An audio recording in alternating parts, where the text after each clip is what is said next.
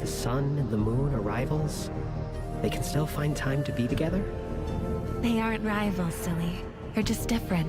Just like us, right? Yes, like us, brother.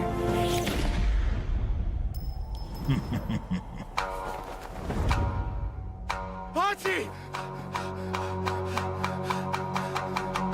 Akkee! He'll be fine. Take him down. I knew she couldn't do it.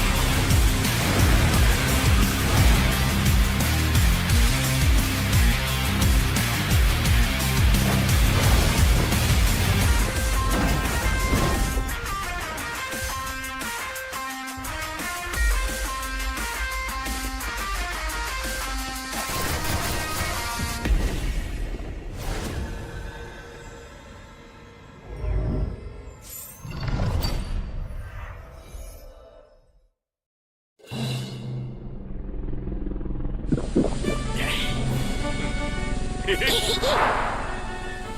い！それスノボじゃなくて人体だから。それにこれってケツでブレーキかけるやつだし、吉原大炎上の次は異世界大炎上なんてシャレになりませんから。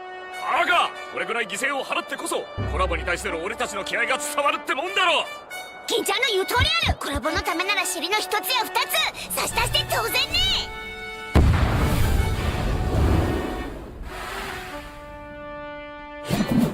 ゲームは終わりだ。え、皆さん、それって銃？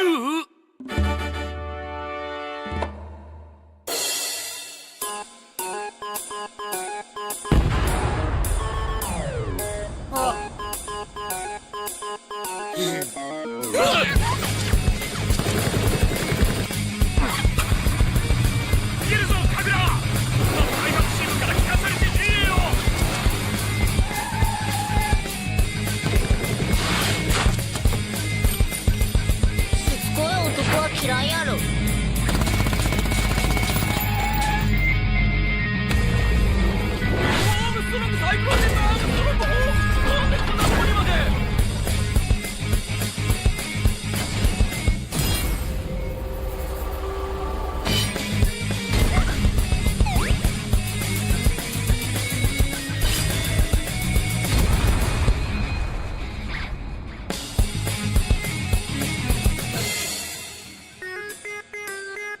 話してやってくんねえか、サダール。そいつは新橋じゃねえんだ。僕なら噛まれてもいいってことですか？ケリーさん、本当にごめんなさい。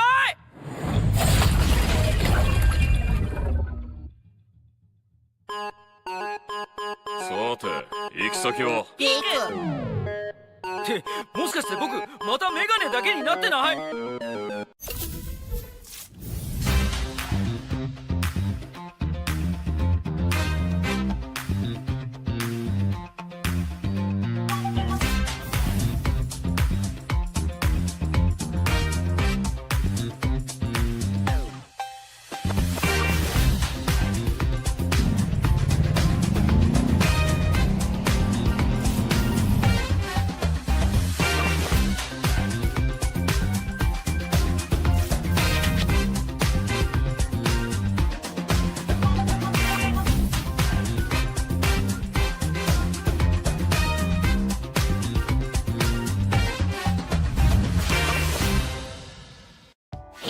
Want to see something cool?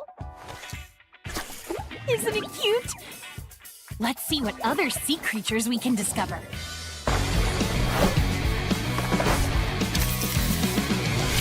What beautiful scenes are hiding under the sea? Let's explore the undersea mystery. Play matches and complete missions to earn tokens. Then use them to observe sea creatures and unlock them in your guide. The more you discover, the more rewards you can claim.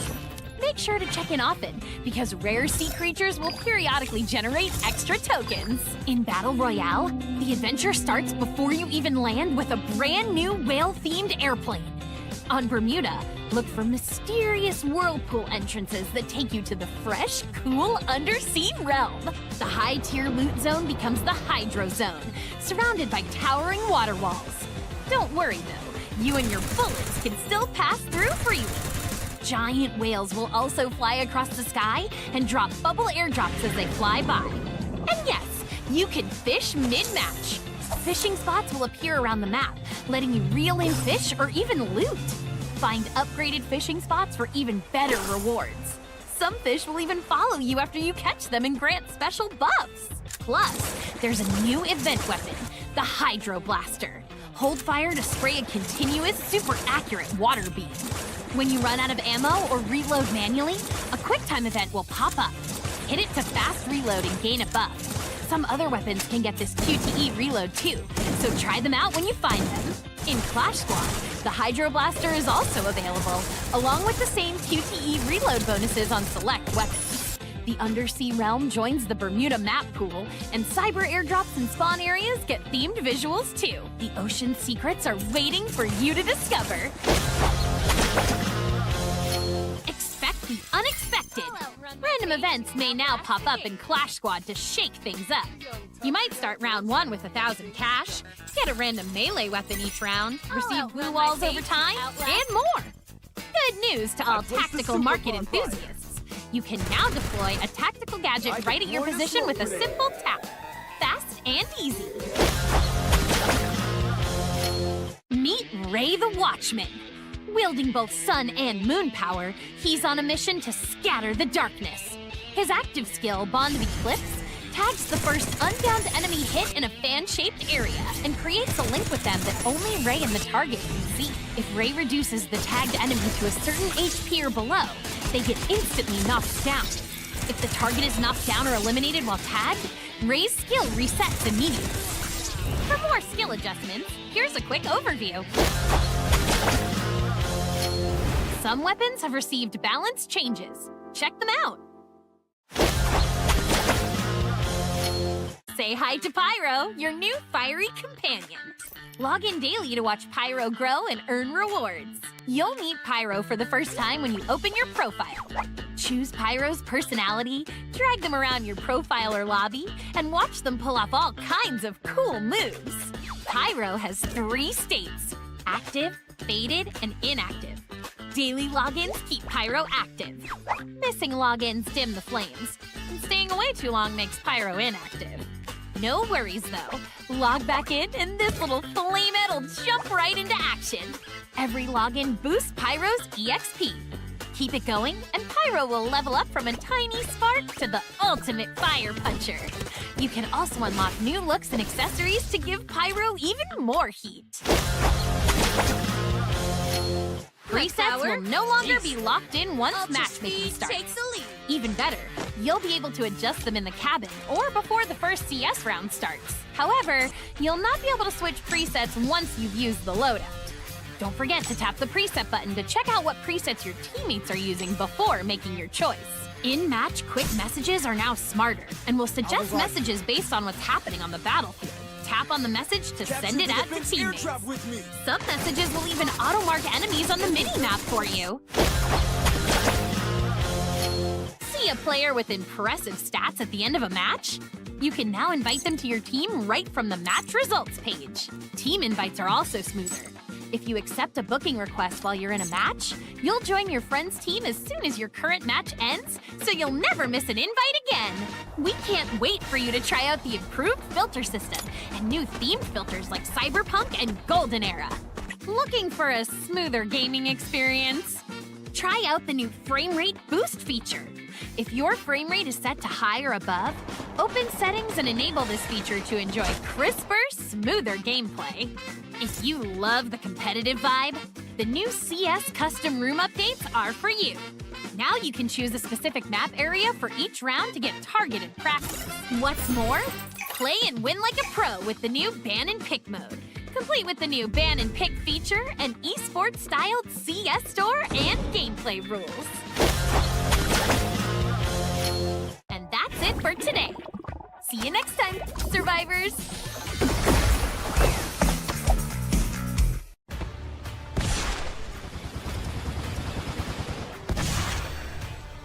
Akkee said the moon and the sun aren't rivals. I still believe in that.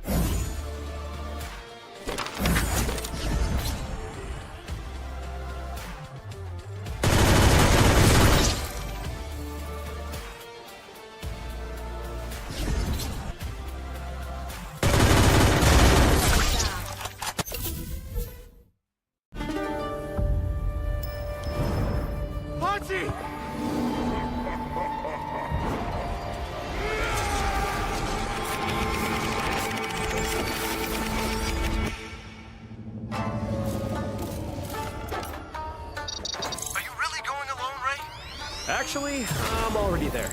Talk to you later! Woo, such a welcoming committee. Get him now!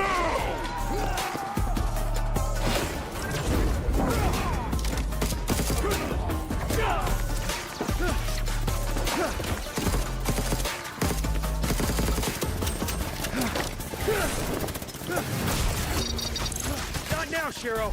Watch out, Ray! It could be a trap! Yeah, thought about that too. I'm okay, man. Hold your horse. Dude, Ray! It's so good to see you, Akkee. I'm sorry, Ray. But you should know, things are not like in the past. I don't want to hurt you, brother. Come on. A simple hug would do it. Things are different now. Give me your device and get away! This time I'll decide for myself what to do, sis.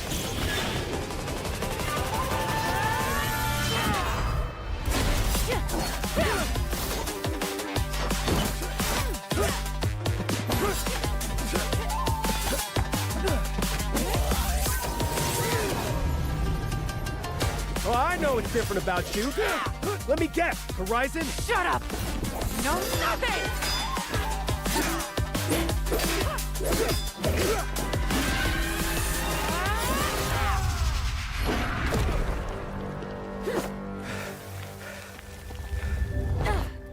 Do what you want. I don't recognize you as my sister anymore.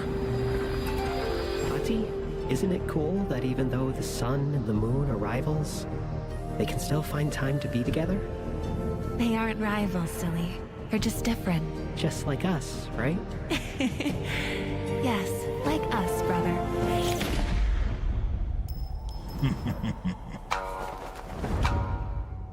Akkee! Akkee! I'll be fine. Take him down. I knew she couldn't do it.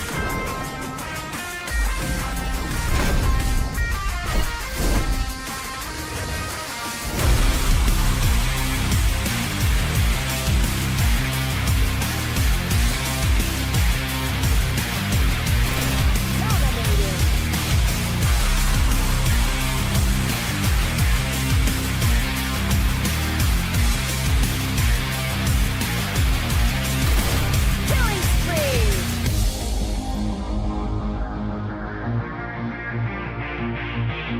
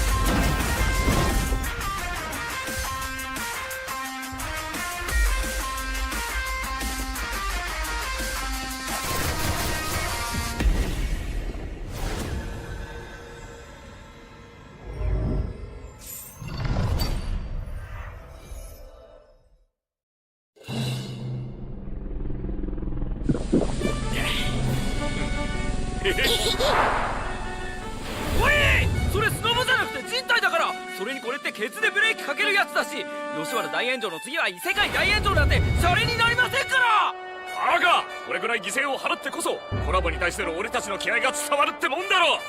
金ちゃんの言う通りある。コラボのためなら尻の一つや二つ差し足して当然ね。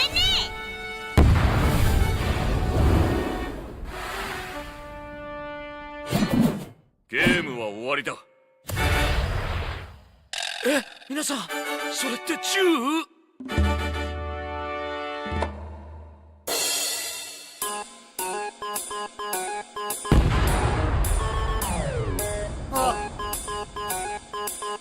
逃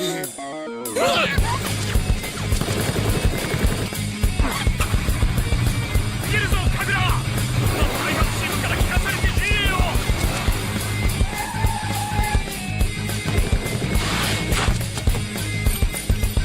しつこい男は嫌いやろ。ア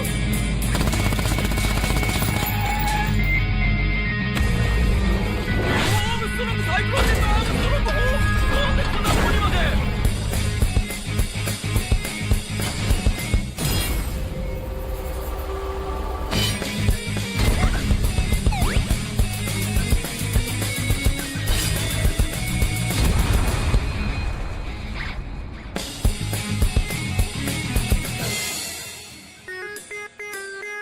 話してやってくんねえかサダール。そいつは新橋じゃねえんだ。僕なら噛まれてもいいってことですか？ケリーさん、本当にごめんなさい。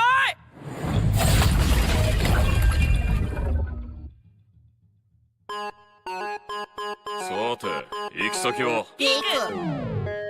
ってもしかして僕またメガネだけになってない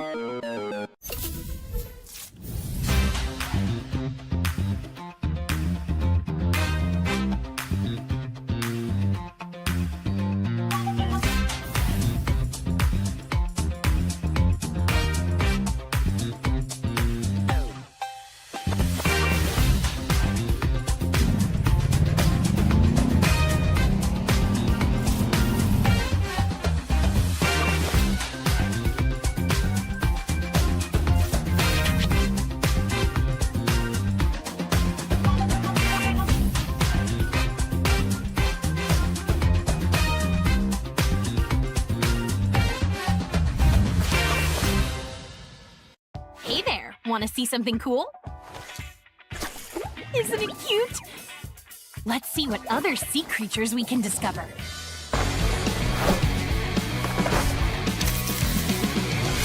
What beautiful scenes are hiding under the sea? Let's explore the undersea mystery. Play matches and complete missions to earn tokens. Then use them to observe sea creatures and unlock them in your guide. The more you discover, the more rewards you can claim. Make sure to check in often, because rare sea creatures will periodically generate extra tokens. In Battle Royale, the adventure starts before you even land with a brand new whale-themed airplane.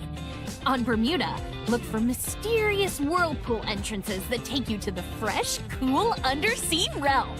The high-tier loot zone becomes the Hydro Zone, surrounded by towering water walls. Don't worry though, you and your bullets can still pass through freely. giant whales will also fly across the sky and drop bubble airdrops as they fly by. And yes, you can fish mid-match. Fishing spots will appear around the map, letting you reel in fish or even loot. Find upgraded fishing spots for even better rewards.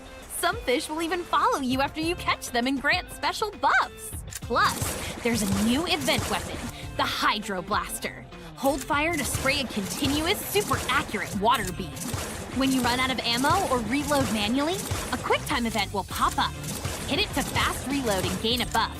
Some other weapons can get this QTE reload too, so try them out when you find them. In Clash Squad, the Hydro Blaster is also available, along with the same QTE reload bonuses on select weapons. The Undersea Realm joins the Bermuda map pool, and cyber airdrops and spawn areas get themed visuals too. The ocean secrets are waiting for you to discover. Expect the unexpected. Random events may now pop up in Clash Squad to shake things up. You might start round 1 with 1,000 cash, get a random melee weapon each round, receive blue walls over time, and more. Good news to all tactical market enthusiasts. You can now deploy a tactical gadget right at your position with a simple tap. Fast and easy.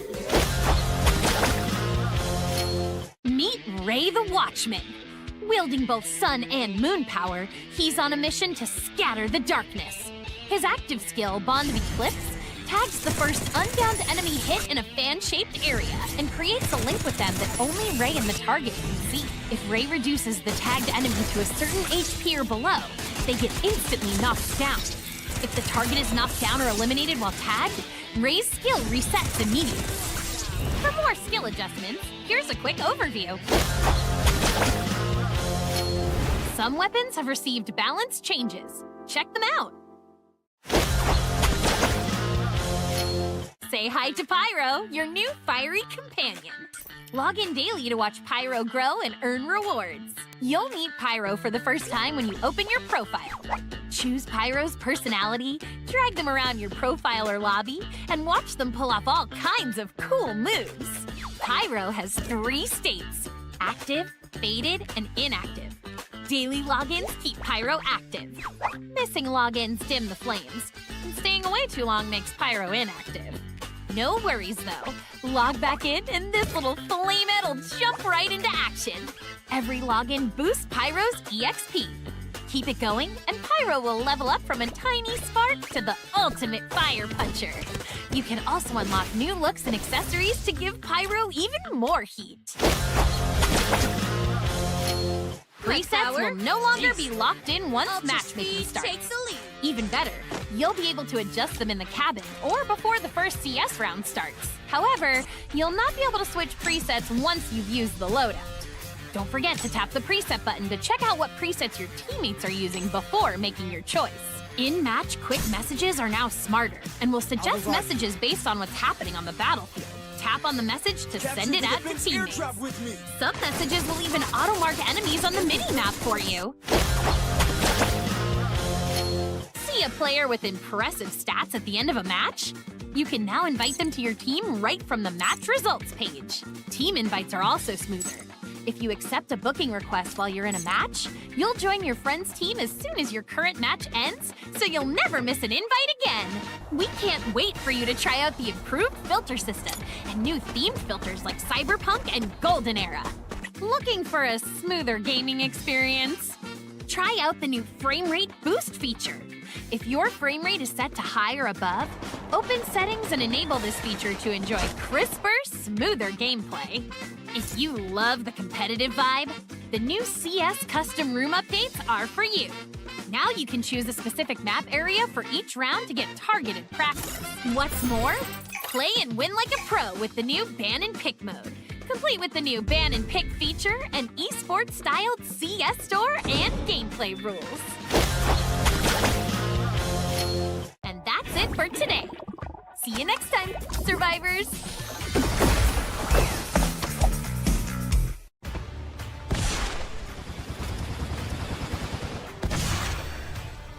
Ate said the moon and the sun aren't rivals. I still believe in that.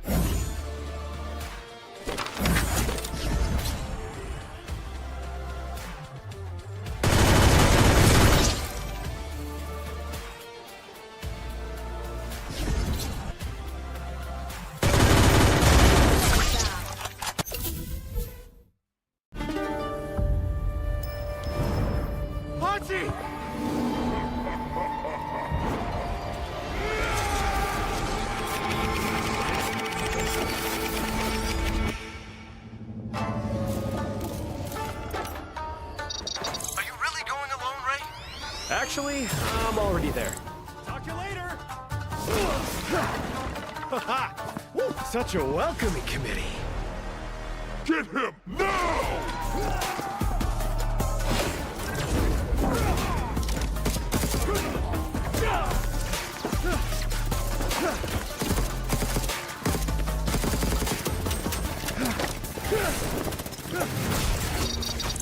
Not now, Shiro. Watch out, Ray! It could be a trap! Yeah, thought about that too. I'm okay, man. Hold your horse. Dude, Ray! It's so good to see you, Hati. I'm sorry, Ray. But you should know, things are not like in the past. I don't want to hurt you, brother. Come on. A simple hug would do it. Things are different now. Give me your device and get away! This time I'll decide for myself what to do, sis.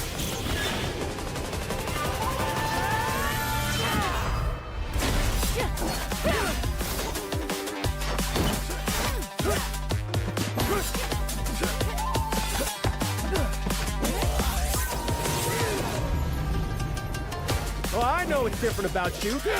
Let me guess. Horizon? Shut up! No, nothing!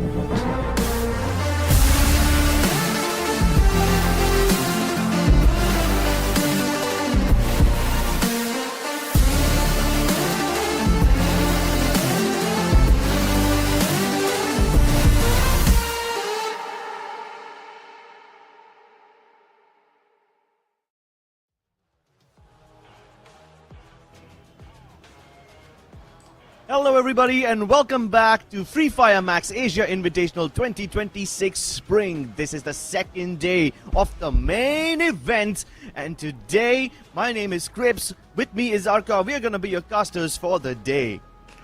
Absolutely, I'm super excited for what's gonna come today because it's Group B. We're gonna be joining Group C, who's gonna be joining us with that of Group B, and I strongly feel that there's gonna be a lot of intense action because we have got some fan favorite teams coming in, like Total Gaming, and then I believe that I can put Hotshots also in this list. Yeah, I think there's a lot more teams that can be put up on this list. I mean, if these teams have reached up until this level, that kind of means that they've garnered a bunch of fans already. Yesterday, we saw how the teams of Groups A and B did really well for themselves, at least most of them did. But today, the teams of Groups B and C will grace us with their presence in the battlefield, which means we will be seeing some of these teams for the first time. Teams from Group C like Dewa United, even Team Akkee for that matter, we haven't really seen what they have to bring to the table. But before we actually call these teams, let's take a look at their journey so far. Yeah, so far it has been a phenomenal run for all the teams who got qualified into the main event. We just finished our South Asia play-ins in the previous week, and now we have headed towards the main event, that is 14th, 15th and 16th. We're midway through, we have another day to go, and from there 12 teams will qualify into the grand finals. That's going to be happening this Sunday or 17th of May. Yep, it's going to be a phenomenal weekend, and so far we're already done with the first day of the main event. The second day is today, and that means tomorrow it's going to be the last day for these teams to get inside the top 12. Only the top 12 will make it to the grand final, where they will be facing off each other in a champion rush format. The tournament so far has been unforgiving for all of these teams. We started with the South Asia play-ins, where 18 teams were invited. All of these teams were the top performing teams from their respective regions in South Asia, and only 8 of them qualified for the main event, which means we had to bid goodbye to 10 of them. And now in the main event, we will obviously be taking the 8 from the South Asia play-ins, but then 4 more South Asian teams. The best from India, Bangladesh, Nepal and Pakistan will also be joining them, along with 6 invited teams from Southeast Asia, 2 teams from Thailand, Malaysia and Indonesia each. Yeah, absolutely. And then comes the champion rush format, where the team will first have to reach 18 points in the grand finals. Then and only then will they have the opportunity to activate the champion rush condition. And once they do that, it's going to be them acquiring or crowning themselves champions of Fire Max Asia Invitational 2026 spring. Yep. And these guys are fighting for a bunch of money. Obviously, they are also fighting for the bragging rights, which comes along with winning such a prestigious tournament. But obviously, it feels better when that money hits your bank account. And out of the whopping $50,000 prize pool, the winner walks away with $15,000. The second place team gets only $7,500 and the third place team gets $3,500. Similarly, the amount of money you win keeps reducing as we go down this journey. But just by virtue of making it into the main event, you secure a minimum payout of $500. Obviously, nobody wants just $500. You want the bigger prize. But just by virtue of making it into the main event, you have secured at least a little bit. Although if you make it to the main event, then you will start to enter the 4-digit bigger numbers. The harder you work, the more money you take home is the ultimate thing when we look at the prize pool. But how do these teams put points on the table? Everybody knows this. It's the default way of acquiring the maximum amount of points. Yes, eventually, when it comes to the placements, you need to have a booyah under you. And once you acquire the booyah, you're going to get 12 points. If you're at the second position, you get 9. If you get on the third position, you get 8. And the number dwindles down according to your position. The 11th and the 12th position teams walk away with nothing, but they can look upon the brighter side. And that is to pick up 1 point per elimination. Exactly, and considering that all of these teams have been fighting day in and day out, most of them want to pad up their stats using just the eliminations, and that has been the key deciding factor for a lot of these teams' victories. But in case there's a tie, we will first check the number of booyahs, and then we will check the number of eliminations, and then finally we will check their placement in the final standing. But while these teams try to acquire as many points as possible, they will need to make sure that they have every player using a different active skill, which means no 2 players can have the same active skill in the same team. This is making things so much more interesting, right? I know that we are already done with it, but still the combination keeps changing. The team with this success in each and every game have come out with different combinations. And before we speak further about it, we're going to look at the team list. This is where we have a new group coming in. That is going to be Group B. Dewa United Horus, we have Hotshot Esports, we have got Total Gaming, we have got NXT Esports, Straw Hats and Team Akkee. All of them will be fighting out Group B. Yep. And while we have not seen the teams like Dewa United Horus, Hotshot Esports and Team Akkee previously perform in this tournament because they have just been invited into the main event directly and we will only see them perform today, we have seen teams like NXT and Total Gaming duke it out during the South Asia play-ins. So that might just be a bit difficult for these teams because they have already been witnessed, they have already been spotted during the South Asia play-ins. People know what they play like.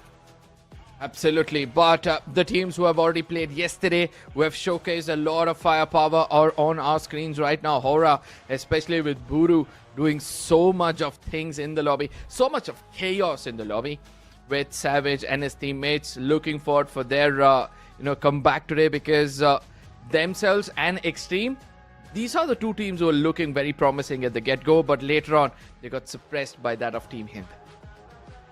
Yeah, unfortunately, they couldn't really do all that much, but hopefully they should be able to do a much better job during the main event. We also have Pandora Stars. I'm really looking forward to see what Kisan's bring to the table because he's been firing on all cylinders. Even yesterday, he was doing a phenomenal job.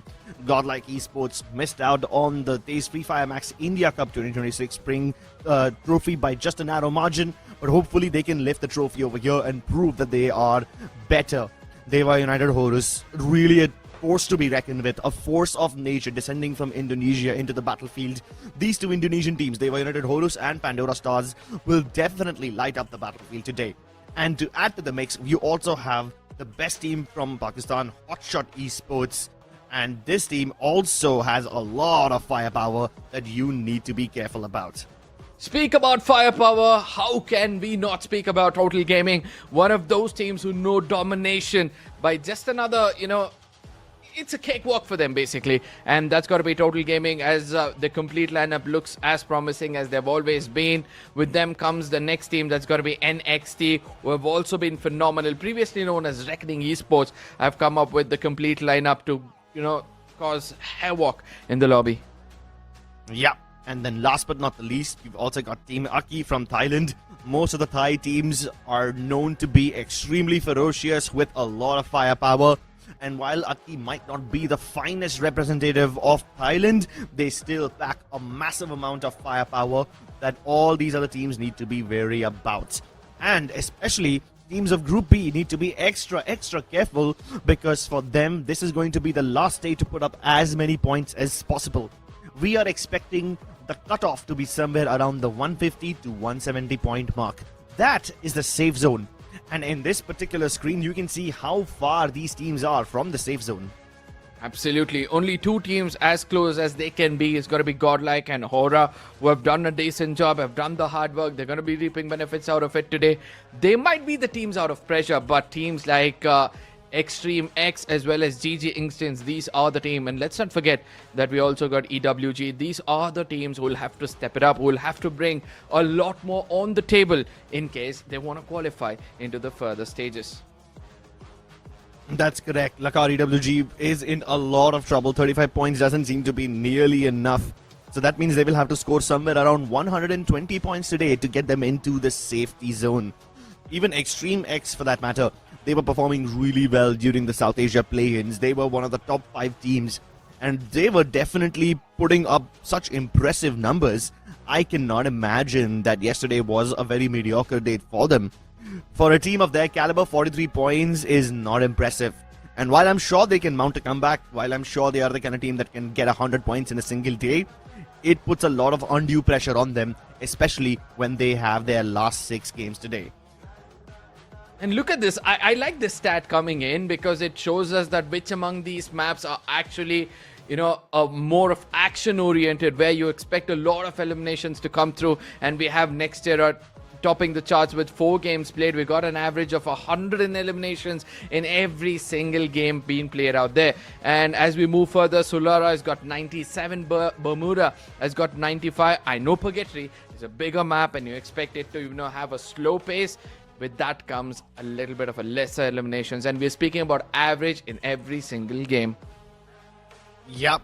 And I'm actually surprised that even though Purgatory has 91 average eliminations, on a regular, it has been termed as a low action map.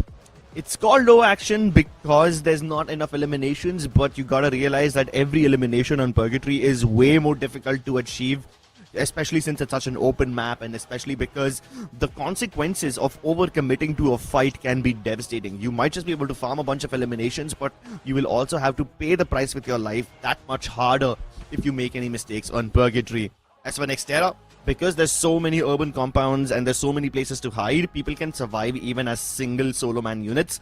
And because of the abundance of vending machines, it's quite easy to bring your teammates back. And that's why we expect Nextera, the map to be the highest on an average elimination leaderboard, to be the #1 map over here. We're going to start off with a banger with Nextera itself, and then we're going to move on to Kalahari and Purgatory, 2 of the more moderate and low action maps. Then once again, after the halfway point of the day, we're going to kick things into high gear once more. We're going to drop into Solara, which again has the second most highest average eliminations in this entire game. And then finally, we're going to go to Bermuda as the penultimate game of the day. But what is the 6th map going to be? We don't know yet, and we probably won't even find out up until 9:20 p.m.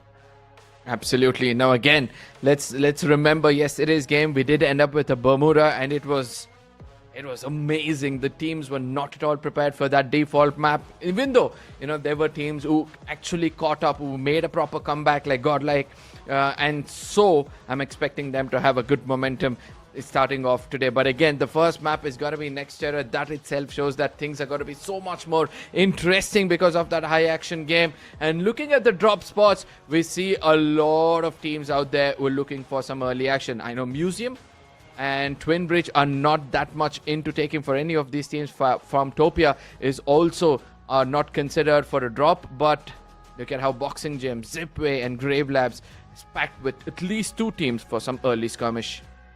Ooh, yep, I am expecting all those places to turn into actual war zones with like so many bullets flying about that there's a third party, fourth party opportunity on the horizon almost constantly. But I am also excited to see what happens in Intellectual Center when Dewa United Horus clash against Extreme EX. In the South Asia play-ins, we saw that Extreme EX were able to contest Intellect Center pretty well. Whenever teams like Hind or even Total Gaming for that matter were fighting against them, Extreme EX were able to hold them off. So I expect them to do a similar job over here as well. Yeah. You know, even though Dewa United Horus is a much stronger team than the teams they've faced in the South Asia play-ins, I expect Extreme X to be able to hold their ground. Absolutely. Now again, there's been so much changes in the game style of the Indian teams as well. We have seen them being very aggressive in the initial maps, but later they're able to adapt to every other lobby as quickly as possible, and that's one of the reasons why the Indian teams are shining brighter than the rest of them. But today could be a different game because we have got some really strong teams coming in. I'm gonna, incline towards Dewa because they're also one of those teams which kind of have a good firepower, who can understand and adapt to the lobby. With them, I'm going to stick with Total Gaming. Who doesn't want to support Total Gaming at this point of time? Yeah, I mean, at this point, we only have like one spot which is like somewhat contested. You've picked Horaa, I've picked Pandora Stars. I picked Pandora Stars because I cannot believe that in urban areas they have a much better chance as opposed to open areas. So if at all the zone goes somewhere towards Zipway or anything other than Deca Square, honestly, I think Pandora Stars will be able to have a really good time in this map, except for Deca Square because that's like the only place where you don't have enough, cover. I mean, one of the reasons why I went to Horaa is because of their consistency. They've already proven to us that once they have that momentum going, they don't just go in with one big game and then lose the rest of it all. They try to maintain that momentum throughout the day, and that's one of the reasons why I think that they might open the gates of hell in the first game itself. And with moments to come, we'll be stepping in the map of Nextera, before which I would like to bring in the audience over here, right? I want to know, what do you guys feel which team might walk away with the first booyah? Because there are several factors. There are several teams out there from different regions who have been showcasing some phenomenal gameplays. So you can, predict the best because you are from your respective regions. Yep. I hope that you guys can support your favorite teams, not necessarily from your region as well, even if you think there's another team from another region which can really have a good time in this tournament, that I hope that you are able to support them as well, because across all of Asia, the only thing that remains consistent is your love and your support for these teams. So even though as an entire region we've been split up into several countries and every country wants to send their best troops forward, it's your love that keeps us united. Absolutely. Now, the interesting part is I still feel like we have not seen the complete action of this tournament. I feel like, today's day is just going to be a stepping stone for some, annihilation, which is going to be coming up tomorrow, because there's going to be a D-Day where teams will have to reach to that mark. But today is going to be the day where Group B is going to be playing all the games, and for that reason they have an opportunity to set a benchmark, and once they do it, that is where the other teams will try to topple them, or rather touch that benchmark to qualify into the grand finals. Yeah, and one of the teams that I'm actually hoping to see in the grand finals is going to be Extreme X from Bangladesh. They finished third in their regional championship in the FFBPL, but even though they're not the strongest team from Bangladesh, even though Straw Hats, they were the winners of the Bangladeshi tournament, I'm hoping that Extreme X is able to pull up a lovely amount of points today so that we can see them in the grand finals. We've seen them do it in the South Asia plains. They are a team that's capable of putting 100 plus points out in a single day. But imagine if Extreme X is capable of doing that, then what is Straw Hats capable of? I think these guys will be even more ferocious, even more ruthless, considering they are the best team from Bangladesh. Absolutely, because the one thing which I'm starting to love about Bangladeshi teams as well as that of Thailand teams is that the snipers in close range are starting to be phenomenal. They're trying to adapt to a very different kind of a meta where they don't shy away from a close range fights, especially snipers. So I strongly feel like, that could be an X factor just in case they're able to replicate it and convert those 4v4s. But coming back to it, I feel like, in the upcoming games where we slowly drift towards those default maps of Kalahari, Purgatory, and then step back to Solara, there's going to be a lot of pressure building up on the players because they'll have to adapt according to the games. Yeah. And I hope these players can adapt to the heat of the lobby, because as you guys know, Nextera is the map with the most amount of eliminations on an average, which means this game is going to be a bloodbath. Put your hands together for Nextera, ladies and gentlemen. We are kicking off this day with an absolute banger. A banger it is, because Nextera map is going to bring in so much action, ladies and gentlemen. The flight path itself is going to predict how many teams will look forward for some early skirmish. As we see the flight path for now, starting all the way from Blazeria, ending towards the Intellect Center. Even though it's not dissecting the map to the very center, it's kind of inclined a little bit towards the eastern side, allowing teams to kind of look forward for those early fights. Blazeria, I can see that Buru is kind of getting close to Godlike and then trying to fall back to understand the lobby. No teams is interested for an early skirmish. This is kind of a shocker to me. Unless you are Team Akkee, who end up locking horns against Lakar EWG. And Lakar EWG, even though they have very little points to themselves, they might just have a chance today. If Hamim survives for just a few more minutes, he should be able to bring his teammates back. But Akkee, they don't lose a single player. They pick everybody up back on their feet. And they don't have to go in towards the vending machines. They don't have to go for the full respawn. They can just pick up their teammates. Last member of Lakar EWG still lurking around in grab labs, hoping that nobody spots him.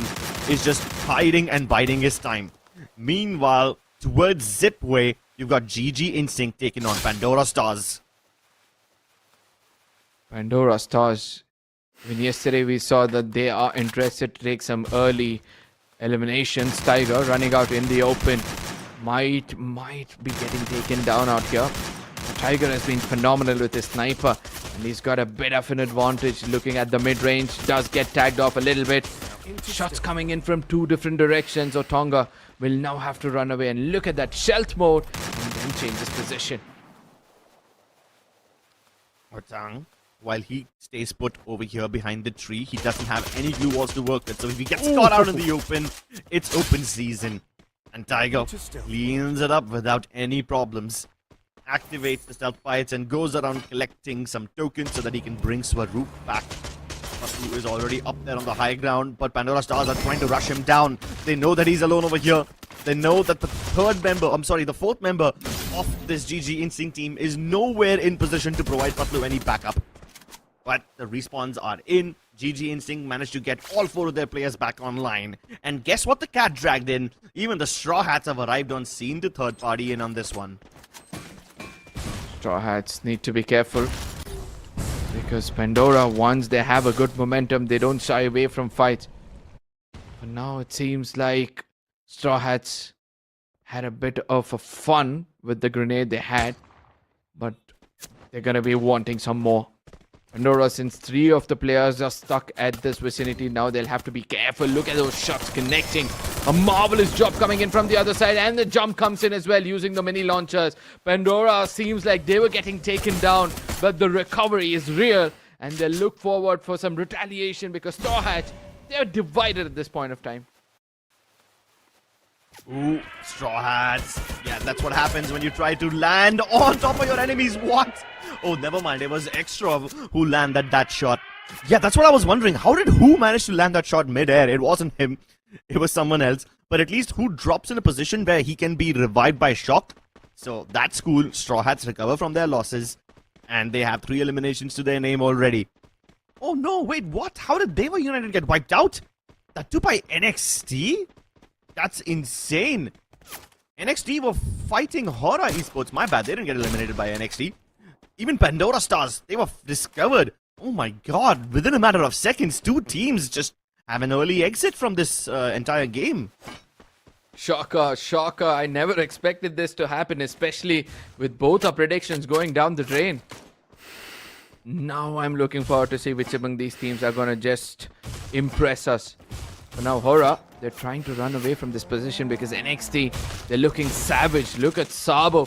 He's been phenomenal. Look at that. They find Savage as well. They put him down, get that confirmation, and this time it's going to be EXE who wants to come in and have a piece of the spy. Extreme X, taking long range shots onto Ash. Flicker eliminates Ash. Flicker might just be able to get the shot onto Heimu as well. And while he does knock down Heimu, can he get revived? No, he can't. Bleeds out. Sabo does get the respawn onto him. So NXT are back at full strength. But the other two teammates will not have enough loot to continue fighting Extreme X. And so far, Extreme X have done a really good job of defending Intellect Center. Oh, this is how Dewa United were wiped out. And it was indeed NXT that wiped them out. So NXT at that time were fighting not only Dewa United Horus, but they were also fighting Horaa Esports. NXT, I believe that they might just have bitten off a bit more than they could have chewed. Taking on two of Southeast Asia's finest teams at the same time is indeed a difficult task, but they completed it successfully and they live to tell the tale. An impressive one to start the day off. That's going to build a lot of confidence for them. But now they're on the receiving end of things. Heimu, the best part is they've got that split which is working out for them. Even though players have got cleared off, a quick revival comes through. It's gonna be tough for Sabo to, kind of step away from fights. But for now, EXE, now they have targeted one of the strongest teams of the Indian lobby. And that's gonna be Total Gaming Mafia, who comes up to show a little bit of his head, does get punished a little bit. I think he might just have been punished a lot. As far as... can he continue plundering his opponents? Extreme X, are they aware about Shanky crushing in close? Sijan is aware about it. Puts up a glue wall just to make sure he doesn't get knocked from the left side. But Delete finds the angle from the right. And now Shanky goes in. Time Turner deployed, which means he could have picked up Delete. But they are not just fighting Extreme X anymore. Even Godlike are trying to third party in on this one. Meanwhile, Flicker, he's so far away from his teammates, he can't provide them any backup, but he can provide a lovely flank angle. Rusty is enough to send back up.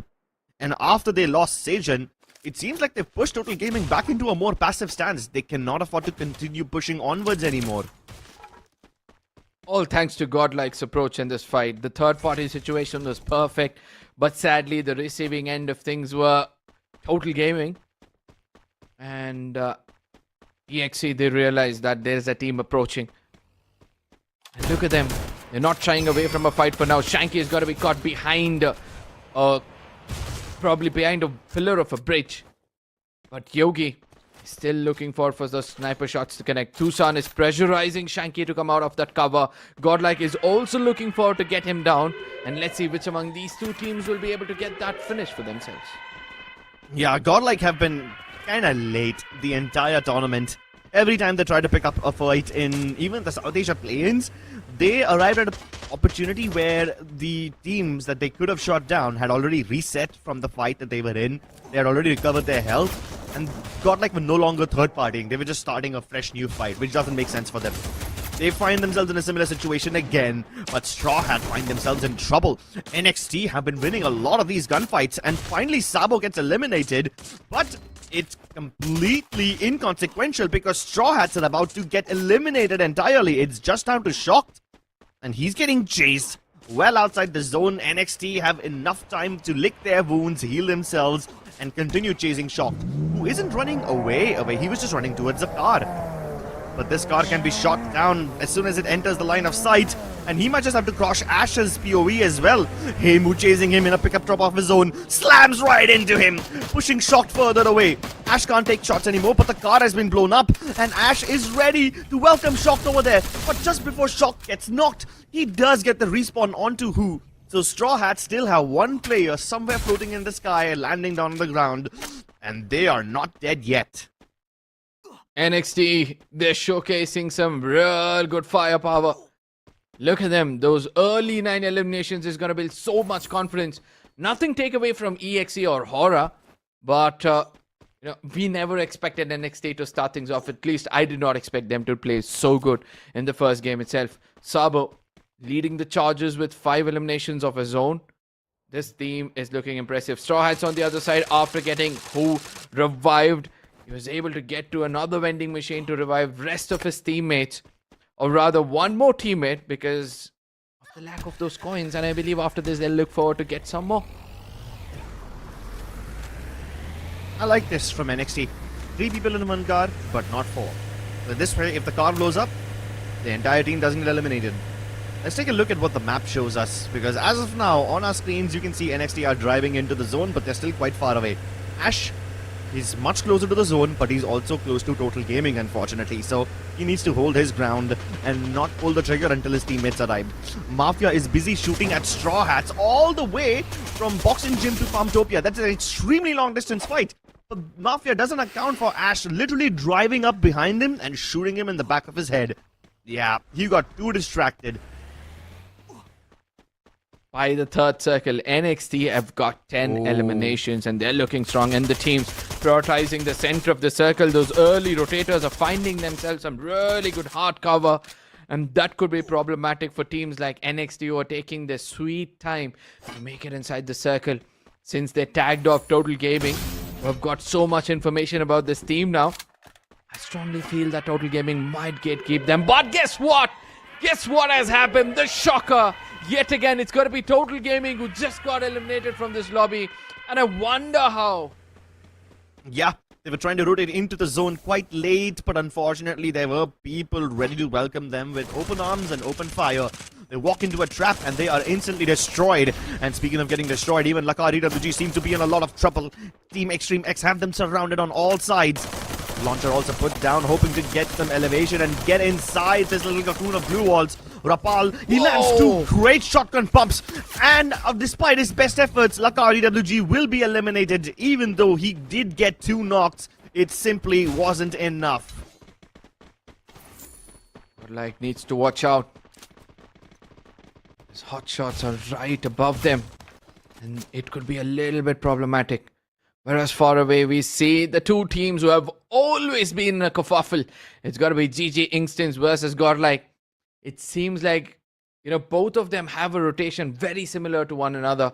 Or rather, I would say the homework was done very well from that of GG Instance, who always look forward to get some eliminations from that of Godlike. With that being said, we have got Hotshots trying to approach it from the skies. From the bridge, they're watching the circle. They're gaining as much information as possible, because they know knowledge is power. Knowledge is indeed power, but despite having all the knowledge, you might not have the best position, because Hotshot Esports have a great position on top of this bridge right now. They've even got the monster truck for cover. But if the zone forces them to drop down and relinquish their high ground, then they'll be in trouble, because there's very few compounds remaining, very little pieces of real estate. GG Instant, Godlike Esports, Hotshot, all of them entrenched nicely into this zone. Hotshot does take a couple of losses against GG Instinct. A couple of teams are shooting at them, but nothing that will really make them concerned just yet. They've still got their reinforced glue walls. They've still got plenty of angles where they can just go prone on the ground and then they'll be safe. Oh, but the zone pushes them out eventually. The worst thing that could have happened to them has happened. The zone will force them down in less than 20 seconds. Even Godlike need to abandon their compound and come towards the center of the circle. And as of now, only GG Instinct have the center of the circle. The L-shaped house next to them has some room which can be occupied by Godlike, but I think they're going to be stuck in a race against Hotshot Esports to get inside that zone. Meanwhile, things get harder for Hotshot Esports as Extreme X also starts taking shots against them. Flicker getting taken down. EXE will now have to hold on to their horses. It's not going to be easy for them to take this fight anymore. As on the other side, Hotshots, they were in the sight of GG Instant, but now slowly, since the fight is going to just keep increasing, I do believe that Godlike might also look forward to get involved in this fight. Hotshots, they're going to be taking a push against Extreme X. Now holding this position, Action puts up an ice grenade to make sure that he does a bit of a damage. EXE tried to do the same, but Tucson, he just puts it one among himself. And guess what? Nobita on the other side has put some really good grenades on Horaa. But for now, Hotshots, after losing Action, is looking forward for some action itself. But that's not going to be the case because Sejan Hotshot gets eliminated as Sejan comes in from the backside, backstab them, and what a rotation coming in from him. Triple elimination from Sejan. Keep Extreme X alive. And with 17 eliminations, these guys have a lovely position over here in the buried bunker. The Thunderbolt zone is out. No longer is lightning falling from the skies. And Godlike Esports managed to get inside that L-shaped house next to GG Instinct. Savage from Horaa. He's just hoping that nobody looks on towards his general direction. But I think he's gonna have bigger problems. The zone being one of them. He'll be running out of medkits soon, so he might just get eliminated. And as I say his name, Nancy finds him, and he buries him 6 feet under. GG Instinct finally have to abandon their house. They force this fight against Godlike because the zone on the edge is going to force them to move anyway. Nice knock by Tiger, but Nobita with the grenade launcher in a second wipes out GG Instinct. How did that happen? That was ridiculous. GG Instinct had the entire fight going in their favor, but the Nobita just flips the switch, and within a second, the enemies are dead. What a way to dominate that fight. Nancy lately has been phenomenal with that grenade launcher. I would rather say Nobita for now. But again, let's look at how things are turning out for Godlike, because EXE is the next team who are pouncing upon them. 19 eliminations is what Extreme X have got for themselves, and they're looking for some more. On the other side, we see that Hotshots get eliminated from the lobby, making things a bit more interesting. Nobita gets taken down. Marco flies away from this position to get to the nearest hot compound, and that means NXT will have a view on EXE. Yeah, but EXE need to come out into the open. Oh wait, they do something better. They land right on top of Godlike Esports, forcing them to go indoors. EXE are putting up all the glue walls so that NXT can't take shots at them, but Sejan with a shotgun is chasing down Nobita to the ends of the earth. Nobita is just trying to stay alive right now. Tusin and Flicker get the confirmations onto his teammates, and Nobita, he's trapped in a corner, finally gets eliminated, and it's all up to Extreme X versus NXT. The Bangladeshi team, who needs the most points out of them all, is finally on the verge of getting a booyah that they have worked so hard for. 21 eliminations strong, and they look to add 2 more to their kitty. Sejan is absolutely on fire today with his M590, and Extreme X get the booyah. Sejan, the man was exceptional throughout the game. He was the demon of the lobby. Every nook and cranny he had been, made sure that he gets that 180, and probably, one of the reasons why this team is feared from their region is the reason why we see them perform so well. Yeah, absolutely, man. Extreme X, they were at somewhere around the 40-point mark after their performance yesterday, and this is going to be their last day of performance in the main event, which means they need to get 100+ points today if they want to make it to the main event. But hey, if they already start off this day with a booyah and 23 eliminations, that puts them at 35 points in a single game. And that means they have already covered 35% of their targeted points for today. That's a wonderful achievement to have in the first game of the day itself. Absolutely, that puts so much pressure off your shoulder, and that itself shows that this team is desperate to see the grand finals. And yes, the whole lobby will have to fear them, and I'm hoping that some or the other team will be able to, bring in a different kind of a counter strategy against them, or else they're going to be walking away with a lot of points, making it too close for the teams to qualify. 35 points for NXT. Yep, I don't think these guys will be in a position where it's too close for them to qualify. If they keep performing like this, they're gonna soar ahead of every other team so quickly. NXT Esports also giving us a good showing of what they have to offer with 25 points. Very difficult decision for them to not make a move while Extreme X were pouncing on top of Godlike, which is why they missed out on a couple of extra eliminations. But Godlike Esports also have a pretty impressive run over here. 20 points for them, especially since they were performing really well yesterday. Which means if they keep on performing like this, they should be able to get into the main event without any problems. Horaa Esports as well, despite the situation they were in, so despite the fact that they were down to their last man, they still managed to get 5 placement points out of that at the very least, putting their total up at 15. And the MVP of the game is none other than Flicker. This guy, he's already been a part of the Fire Max Asia Invitational last year when he was playing for another team. and this time he sees only red. 4,605 damage with 6 eliminations. It's incredible, especially that now he's using Iris as well as Otto, which gives him so much information to work with. And I wouldn't even say information, this just gives him a direct ability to shoot people down behind glue walls. Absolutely, and I do believe that, you try to rewrite how a meta can be used, and that's what Flicker is doing for now. Enhanced Hammer for his AWM. Sejan on the other side is also one of the big contributors for this big game. He's done phenomenal with that shotgun. Has got that Oscar dash. Drakey obviously to dash in towards those weaklings to put them down. A quick reload. A Joseph and an Olivia. And Rusty on the other side is also one of those rushers who are sticking to the newer meta. But he's more of that Grenadier, right? And I'm able to see this pattern occur slowly. Grenadiers tend to get that beast in with them. Yeah. With so much knockouts. Oh my god. Oh my. Are you seeing this on Flicker? 11 knocks. He only got 6 out of them converted. I do feel bad because this guy, he must have had quite a lot of frags either stolen away from him, or he got them in such long range situations where he just couldn't confirm them and all his knocks were then revived or respawned. But still, everybody on the team contributing really well. Tusin with 3,131 damage. You got Rusty with 2,800 something damage. It's really cool how this team keeps on getting so much damage out consistently. Especially when you look at their journey in the circuit analysis over here, you will notice that they took control of Intellect Center with an iron grip. Whether it's Total Gaming or whether it's Dewa United Horus, no matter who comes up against them, they will repel away the invaders. And then they made a safe rotation towards Mortar Ruins, after which they only moved when the circle forced them to move. Even though you had hotshots trying to contest them under that bunker area, they did not care. Sejan with that M590 dispatched the entirety of Hotshot Esports to their dead boxes, and then he secured that western bunker to himself, which gave his team so much room to work with. After which, Flicker was free to make the call so that they can, jump right on top of Godlike's heads.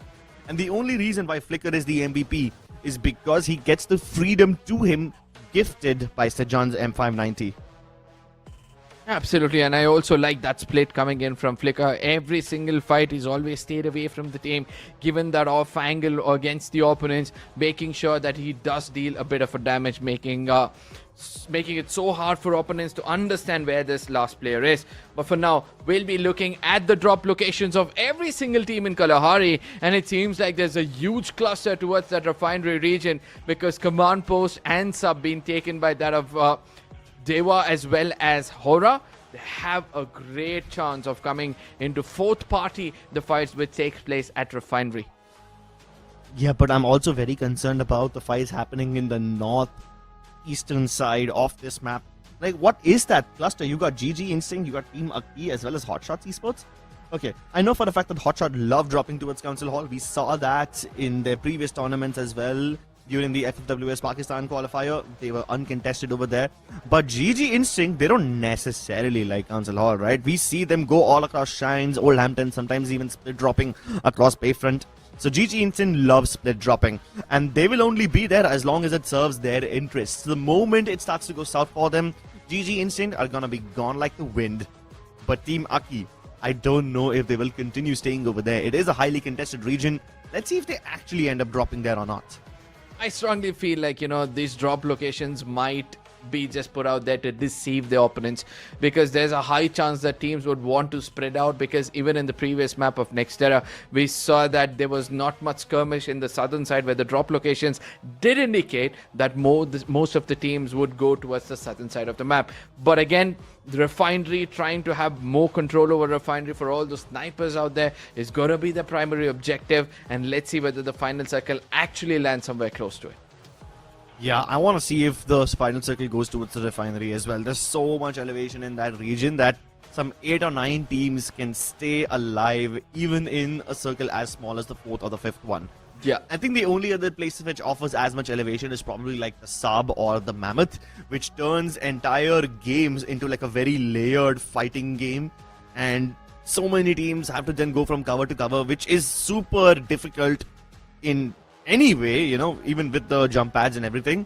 Plus, now with the addition of the grapple guns, the teams have to make sure that they keep eyes on routes which, under normal circumstances, has no way of being flanked. So yeah, it's going to be extremely difficult to go through Refinery in this entire lobby. But whenever there's Kalahari, I always pick Godlike, and that's like my bad habit. I love picking up Godlike as my top pick for Kalahari games, even if it doesn't really end up working in my favor. I completely agree. Even I incline towards Godlike because they have that capability of getting, high amount of eliminations when it comes to Kalahari. Most of it, they tend to get a booyah as well. So I'm going to place my bets on Godlike as well. But GG Instance, by the way they've played that previous game, the controlled aggression, holding on to a spot for so long, not allowing anybody to come closer, I do believe that they might look forward to carry that momentum.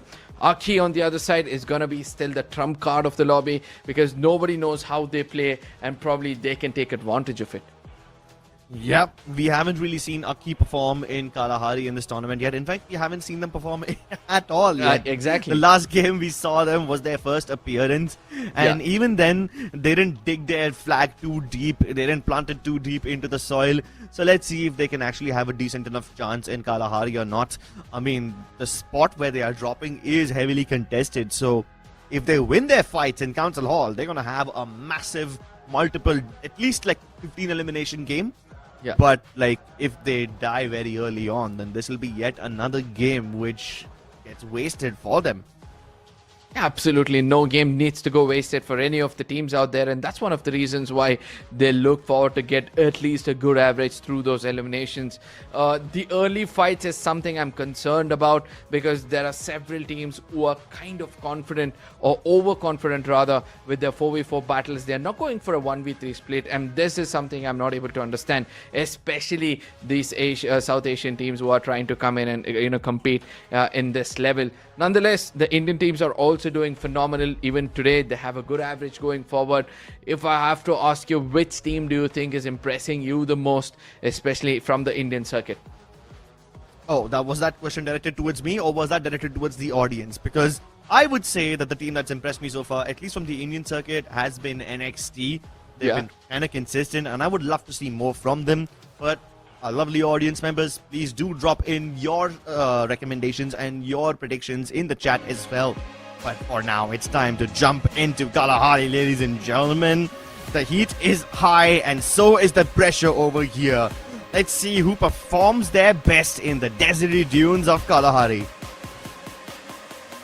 Kalahari it is, where the temperature is just gonna rise a bit more in the deserty island, and the flight path also seem like it's gonna give away a lot because it's dissecting the map into two equal halves perfectly, starting all the way from sub, ending towards the Council Hall region. Every single team can go to their respective drop locations, but guess what? For some early skirmish is what teams like Total Gaming will look out to. But it's also good to see that now they're heading towards that Santa Catarina region. Ooh. Early fight for Extreme X once again. These guys never shy away from a drop clash. And this time, it's against Lakar EWG. It's such a contrasting affair where both these teams are in desperate need of points, but Extreme X, by winning the previous Booyah, already have elevated some pressure off of their shoulders. Fuzan sprays down Sejan. In my opinion, he should have been the MVP of the previous game instead of Flicker. But Rusty, he also gets taken down by Fuzan. No way they're losing all these battles. They managed to get Sejan back because of the vending machine, but both these teams are desperately fighting for control over that spot. Dusin gets peeked by 3 players at once, sprays down Rapal as he falls down to the ground, and he re-engages against Fuzan by lurking around that glue wall. Unfortunately, cannot get the confirmation before he gets finished off, and Rapal and Anaz will be able to recover their losses. They rest their teammates, and Lakar EWG is not out yet. Neither is Extreme X, but they relinquish this area. They do not control the maze anymore. EWG, what a good start for them. Whereas on the other side, Straw Hats are not having such a great run. Look at the third player. The third player also gets taken down. It all comes down to Hotshot as they immediately want to come into this vicinity. Not only get those confirmations, but also they want to make sure that they end the deed for the opponent. Hotshot trying to do their best. They're going to be limping around, making sure they jump around as well. they get eventually punished. Another player coming closer. It's got to be Stroy, who's doing really well. Straw Hats are actually holding their ground really well in Foundation. And they better keep doing so, because very soon there will be teams from the Confinement Hall and the Confinement and the Council Hall regions coming down to Foundation, hoping to get either the reses back on their teammates or just via rotating through this area. They will end up clashing against Straw Hats.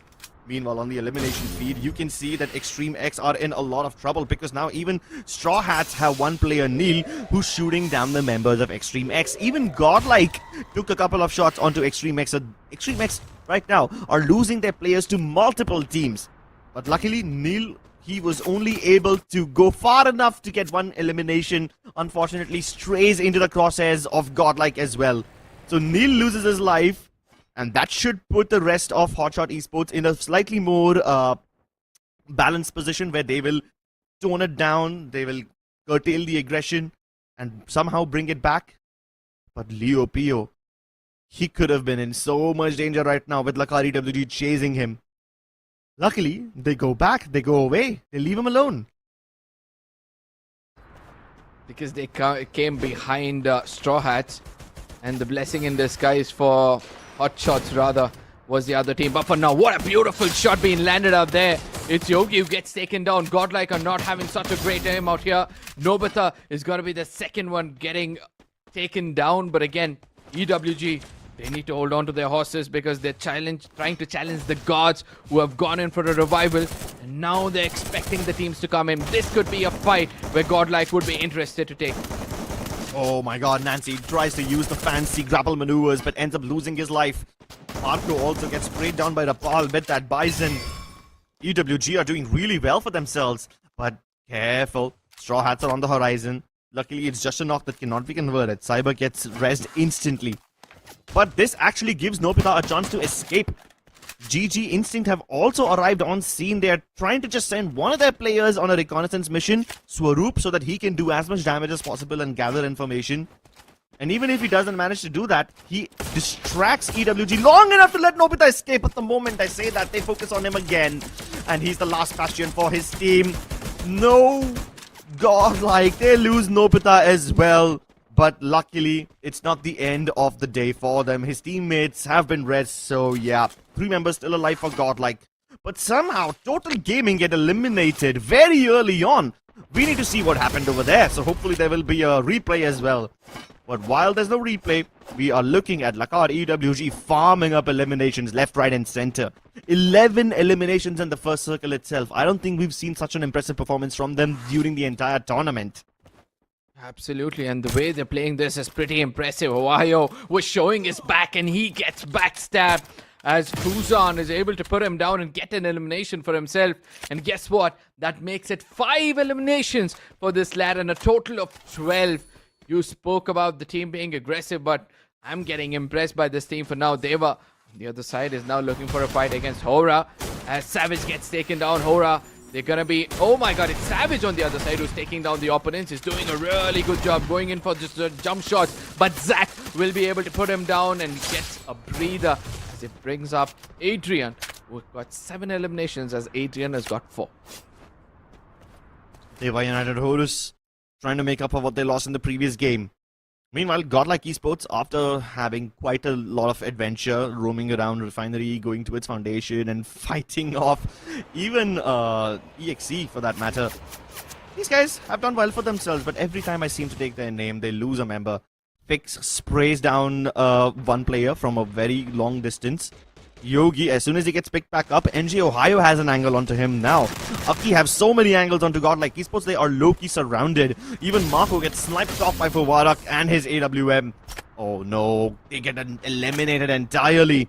It's insane how fast Godlike Esports got wiped, even after performing so well in the previous game. Godlike ruthlessly punished, and Akkee, even they have started to turn out to be the demons of the lobby. It's got a Pandora trying to run away from this position, but at the same time taking a fight against EWG at that close range. It's gonna be Hamim in deep trouble. He also gets taken down. Pandora's knocked out player Otong is up there and he's having a bird's eye view, giving so much information. There's another player trying to fire away. Fuzan is in the air. He gets taken down. It's got to be Kisan who puts him down. But the revival, I don't think so. It's going to be coming through. But Pandora, they're going to be happy with whatever they've raked up so far. Pandora with 6 eliminations, nothing to scoff at, man. They haven't even gone out there trying to pick up as many fights as much as, someone like, if I'm not wrong, Akkee is doing right now. These guys have been farming eliminations left, right, and center. Pandora, they haven't really explored that much yet because they've been rotating nice and slowly. But I'm sure that when they go in towards that final circle, they will have a lot of advantage. Hotshot Esports landing right next to NXT. Both these teams are trying to go towards Mammoth so that they can take a southern rotation into the circle instead of going around the edges, which I'm guessing a lot of other teams will also be doing. Take a look at the northern side of the map. There's so many teams who have yet to make their way in there. Lakar EWG towards Shrines might just fight against Horaa Esports.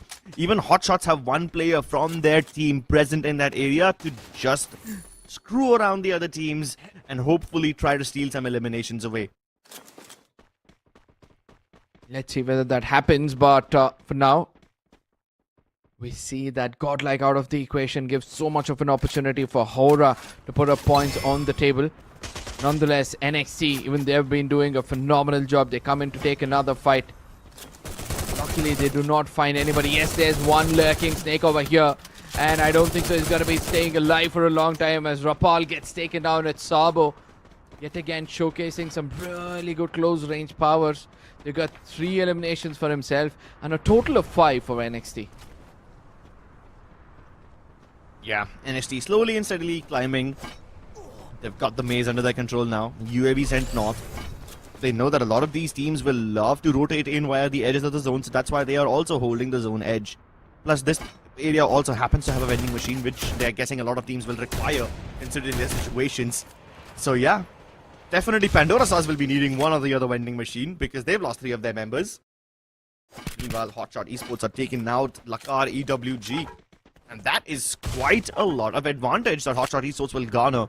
Luckily, Lakar EWG also have a vending machine right next to them, so they should be fine. But Otang, hello?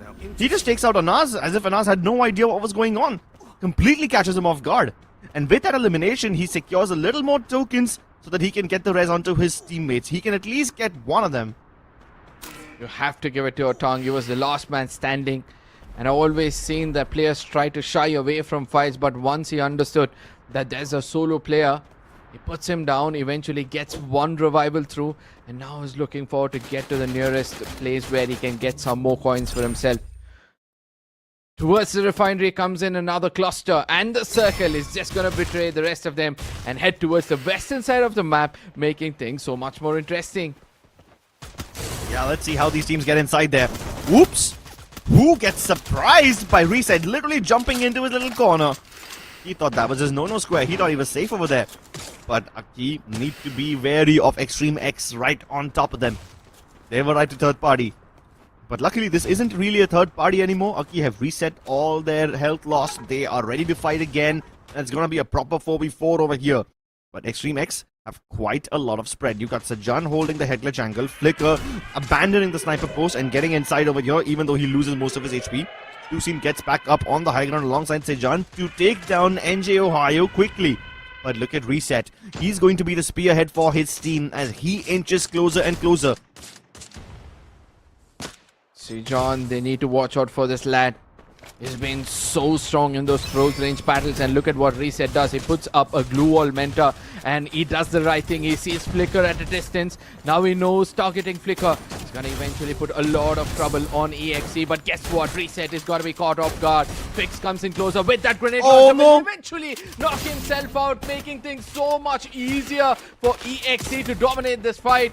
One more player gets taken down and the last man standing is going to be Ohio, who's running away, showing his back. And Sejan has got that Winchester. He's trying to do his best to take down a player. If they let him breathe a bit longer, probably he's going to revive the rest of his teammates. Yeah, but where will he go? There's very little vending machines left in this small circle. Takes the jump pad, but still the vending machine towards the big warehouse is going to be watched by the teams in the refinery. Oh wait, is this Lakar EWG? And they're not actually looking towards the warehouse. NJ Ohio has enough money to get one player in. Maybe he could have done 2 if he just gets 100 more tokens, but I think that shouldn't be very hard to acquire. Meanwhile, NXT, you got Wild Fox trying to get the res onto Ash. And while Ash has been brought back online, Wild Fox jukes them around! He breaks Adrian's ankles!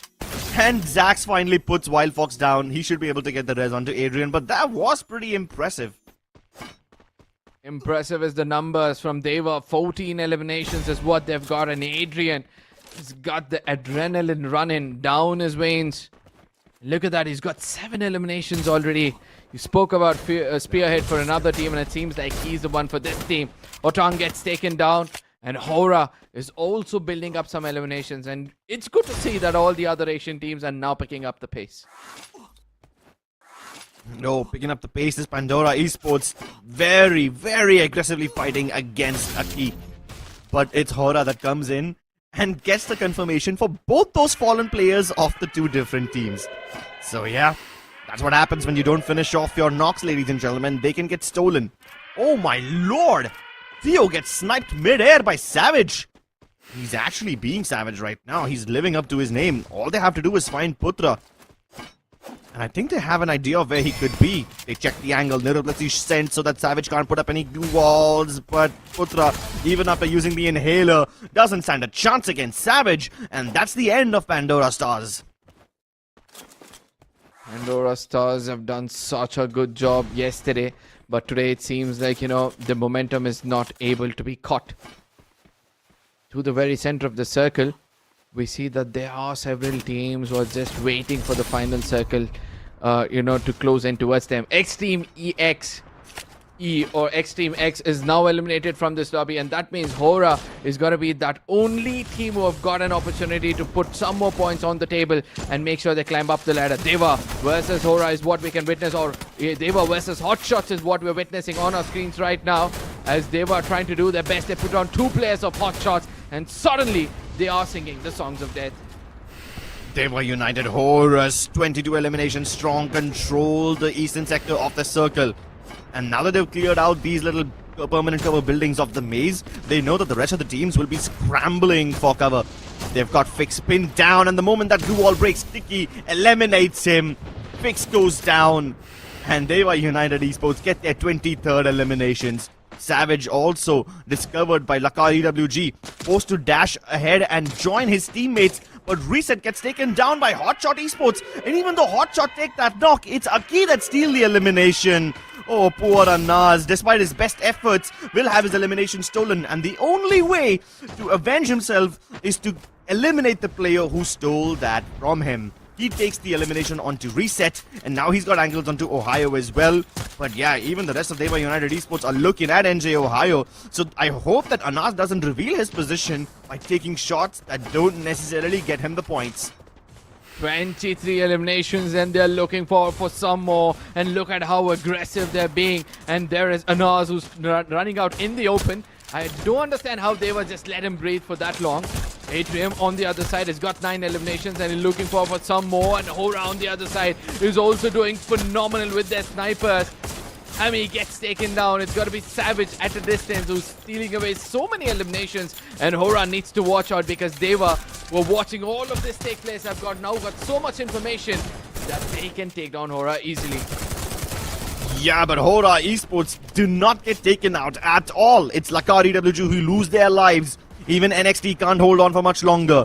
Akkee with just their last player alive, and even Anaz representing the last of the Pakistani team have to just hold their ground. It's a 1v1v3v4.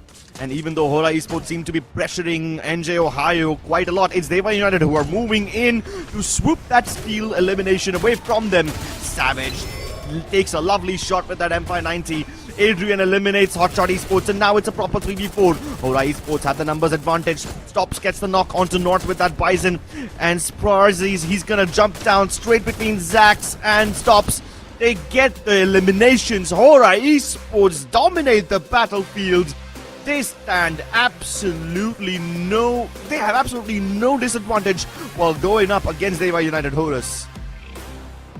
What a phenomenal game coming in from the side of Horaa, but let's not forget that they were at such amount of eliminations that they'll be able to, in one way or the other, top the charts. Look at them, 23 or 25 eliminations, but I know that Horaa have done a phenomenal job. They also got some placement points as well. They show off, the Nepali flag. I mean, they're proud about it, right? I hope so. I certainly hope they're proud of themselves, because Horaa Esports seem to be celebrating quite well. And yeah, I must say that I was not surprised when they won that. They had all the advantage they needed. Permanent cover, check. Eliminating the individual stragglers, also check. Yeah, Dewa United, they had the high ground and they have 25 eliminations, so it's still a very impressive game from them. But because they only had 3 members, they got overwhelmed by Horaa Esports pretty quickly. Regardless, they should be proud of themselves because this was a high-scoring game for both of these teams. Horaa, impressive. I'm starting to understand what Horaa wants to do in this lobby. They take their time. They want to prioritize the center of the circle. There was an opportunity for Dewa to strike upon them, because there was a fight which was taking place between Horaa and the rest of the squads. They could have just used the snipers to put on 1 or 2 players and build that pressure. But ultimately, it's Dewa who stands atop of everybody else. 34 points with not Booyah on their side is a statement for sure. Horaa Esports on the other side have got 28 in total, and this is going to bring a drastic change in the overall standing. This is definitely going to shake up the overall standings. 34 points is no joke. Even Horaa Esports, despite all the control that they asserted over that final circle, despite the difficult situation they put Dewa United Horus in, they could only come up with 16 eliminations for all of their efforts. I feel like they were not proportionally rewarded for their gameplay over here. But Lakar EWG finally stepping up when it matters the most. 15 eliminations from them is certainly impressive, especially when they were the lowest scoring team from yesterday. So 21 points is going to be massive. This will nearly double their overall standing points. Team Akkee, consistent as ever, getting 19 points here. Even in the previous game, they had a decent run, so I think they are well on track to get 100 plus eliminations. 100 plus points by the end of the day. Hotshot Esports also maintaining a good average, 15 in this game as well. And considering what they did in the previous game, they should be in a nice spot. Let's take a look at the overall standings now, though, because Horaa seem to be leading by quite the margin. Absolutely. 122 points with 73 eliminations, and they played 8 of their games. And let me remind you, those teams who are on our screens right now who have completed 8 games are left out with 4 more to put points on the table, as they're going to be leaving the benchmark for the rest. And 12 teams from here is going to move forward into the grand finals, so that makes things so much more interesting. Total gaming, after 2 games played, at the very bottom of the table with just 9 points is kind of concerning if you ask me. But at the same time, we have also got teams who are doing really well, like Dewa, who've got 37 in the 2 games played. Yeah, it's such a stark contrast between iQOO Total Gaming as well as Dewa United Horus. With just 2 games played, they've already overtaken some teams who have quite a high amount of expectations. NXT Esports also doing really well for themselves. 35 points, they're doing pretty nicely. Straw Hats with 28 points in just 2 games is also very impressive. Same goes for Team Akkee and Hotshot Esports. So yeah, out of all the teams that we have seen today, out of all the teams from Group C, I think the only team that hasn't impressed us so far is going to be iQOO Total Gaming. Everybody else is doing really well for themselves. And someone who's doing extremely well is going to be Savage from Horaa. Because look at that damage number. 3,278 damage with 6 eliminations makes him the MVP of the game. Absolutely, an Oscar with a Drakey to make sure he pounces on the weaklings. Whereas on the other side, he's got J-Beebs, Nikita and Joseph. A typical frontline assaulter combination with the active and the passives. He's got the team booster just in case. And I wonder how his teammates have been supported him, because this combination also shows that he's got some good supporters in his team. Whew. Well, take a look at the rest of this team's composition and you will instantly notice that they have such a massive anti-cover lineup going for themselves. You got Stops with the Nero as well as the Moko Joseph Nikita. And he's got just the Piston. He doesn't have Alvaro. So he got the grenade range, but he doesn't have the firepower in the grenades, which is okay because that Moko Nero kind of means that he's going to be using the snipers more than anything. Then you've got Buru as your typical sniper loadout with the Skylar, Mokomar, or Rafael. You've also got Sparsis with the Steffi. Yeah. Now, that is something we don't see very often. Most teams prefer to have the Chrono, but even when you don't have a Chrono and you don't have any other healing active abilities like Cassie or maybe even the Alok, we've seen plenty of that as well over here. You've got Steffi, so anti-nade loadout for these guys is going pretty well for them. And everybody has more than 2000 damage, which means everybody contributed equally. Of course, Savage being a touch higher than everybody else with 3000 damage. He's been the spearhead for the team, as you already spoke, right? He's done a phenomenal job so far. And now I understood how come Dewa was not able to put them down. It's that Steffi's Graffiti's blessing, which kind of evaded all those troubles. But looking at the circle analysis, I would love to see how many fights took place in the third circle. Because it seems like, you know, there was no rest whatsoever throughout the game. With Refinery kind of empty, we saw that it was open for all the teams out there, and most of the teams took that rotation from Refinery itself to make it inside the circle. Nonetheless, the last team to make it inside were the team who got that high ground advantage, EWG, who were holding that spot for a really long time. But Deva's rotation was also phenomenal as they come in from the western side of the map. Yeah, Deva's rotation was pretty cool considering that they were fighting all throughout. While there's a lot of teams who tend to avoid the fights while rotating, Deva United Horus were just farming eliminations, man. 7 eliminations in the first circle.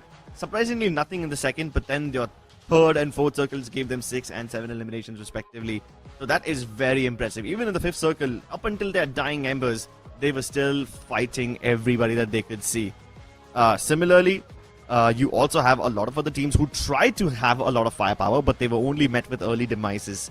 So let's hope that they don't commit the same mistake going into the next map, because this game of Purgatory is going to be very, very stacked. And for some reason, a lot of these teams say that they love dropping towards that western island. I don't believe that to be true.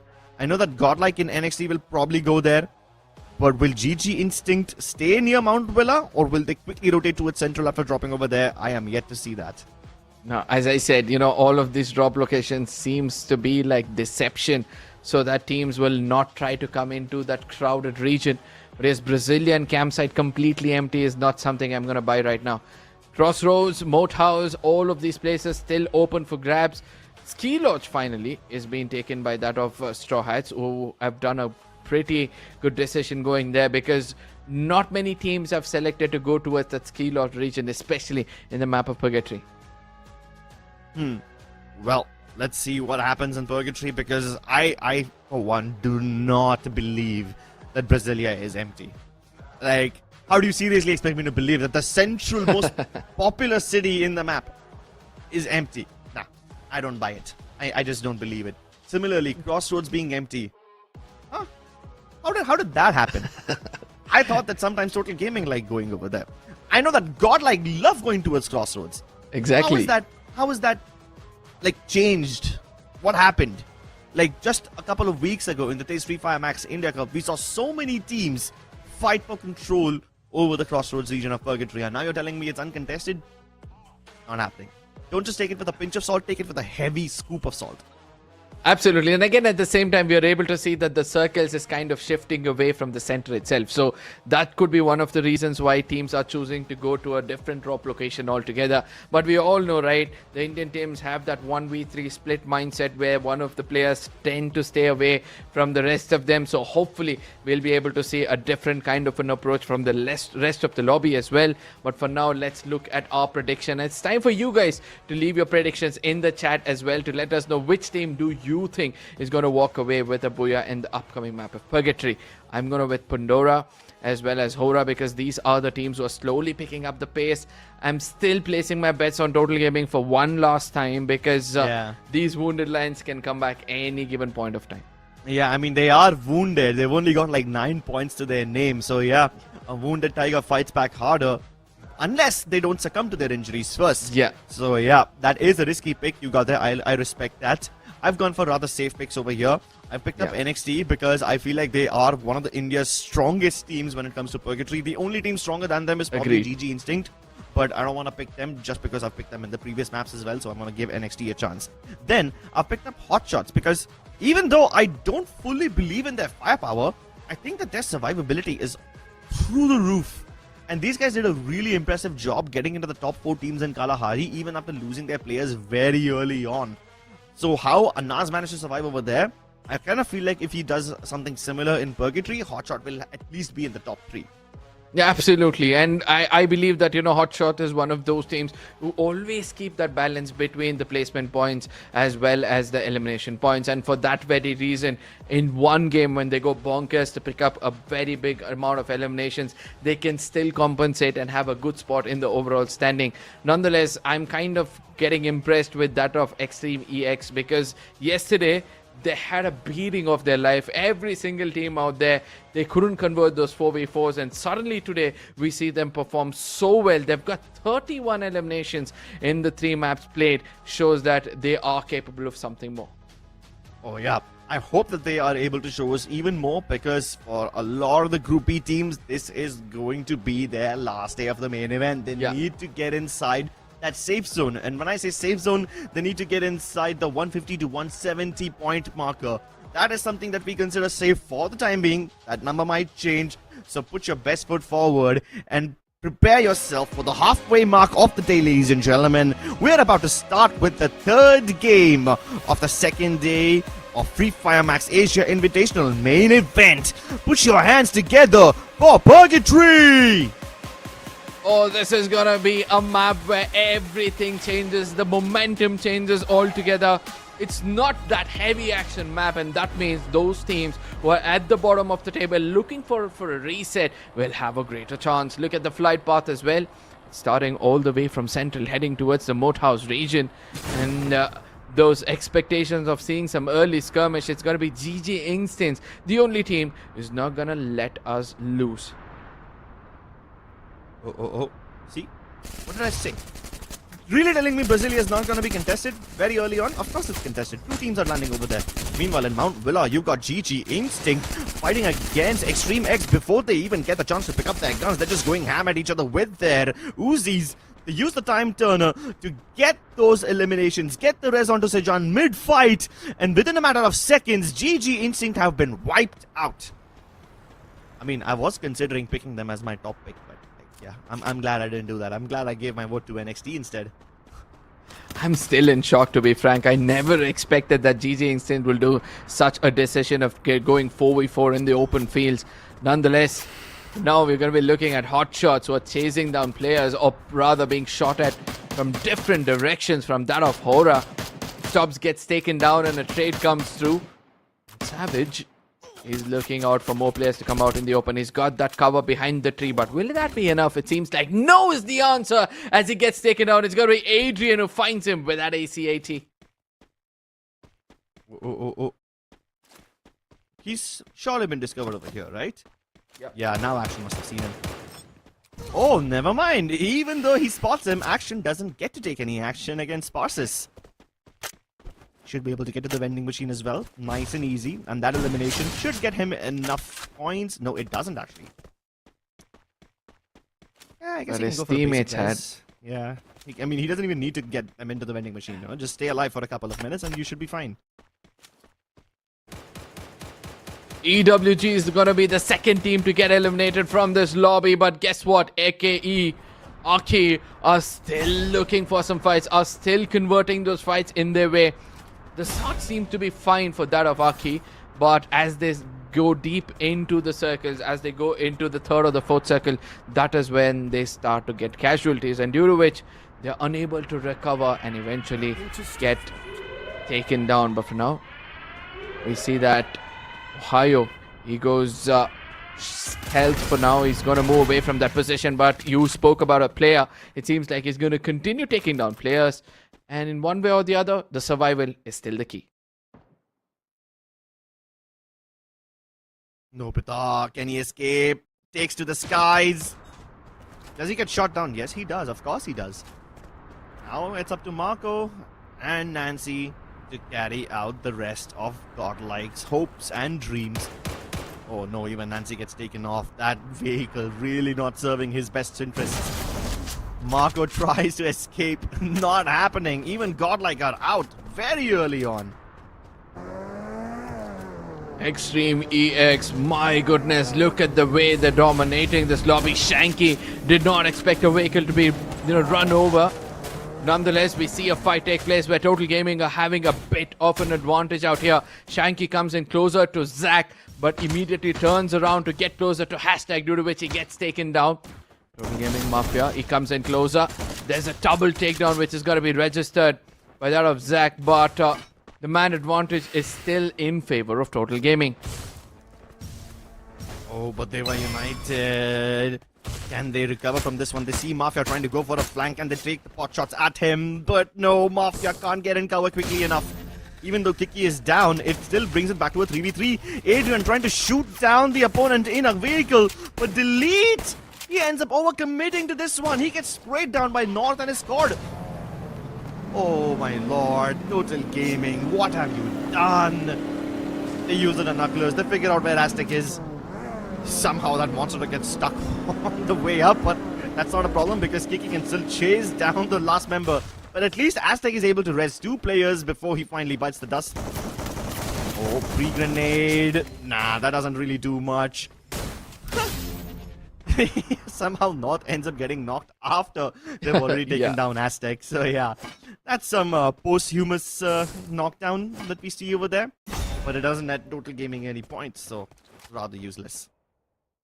But a good fight before getting taken down, right? He did try to do his best to get at least 1 eliminations. But look at what's happening here. NXT are literally decimating anybody who come close to them. Yet again, they have 6 early eliminations at Brasilia. And it seems like they do not want to let go of this spot for now. Be rewarded with a drop as well, making it a bit more stronger when it comes to their firepower. Let's not forget NXT. They're one of those teams who have got around 21 eliminations so far. They're trying to maintain the top 3 spot, but that's not going to be easy as Akkee has flown over here. We see that more players are trying to come in from the skies. But ultimately, it was just 1 player out there and they got that elimination.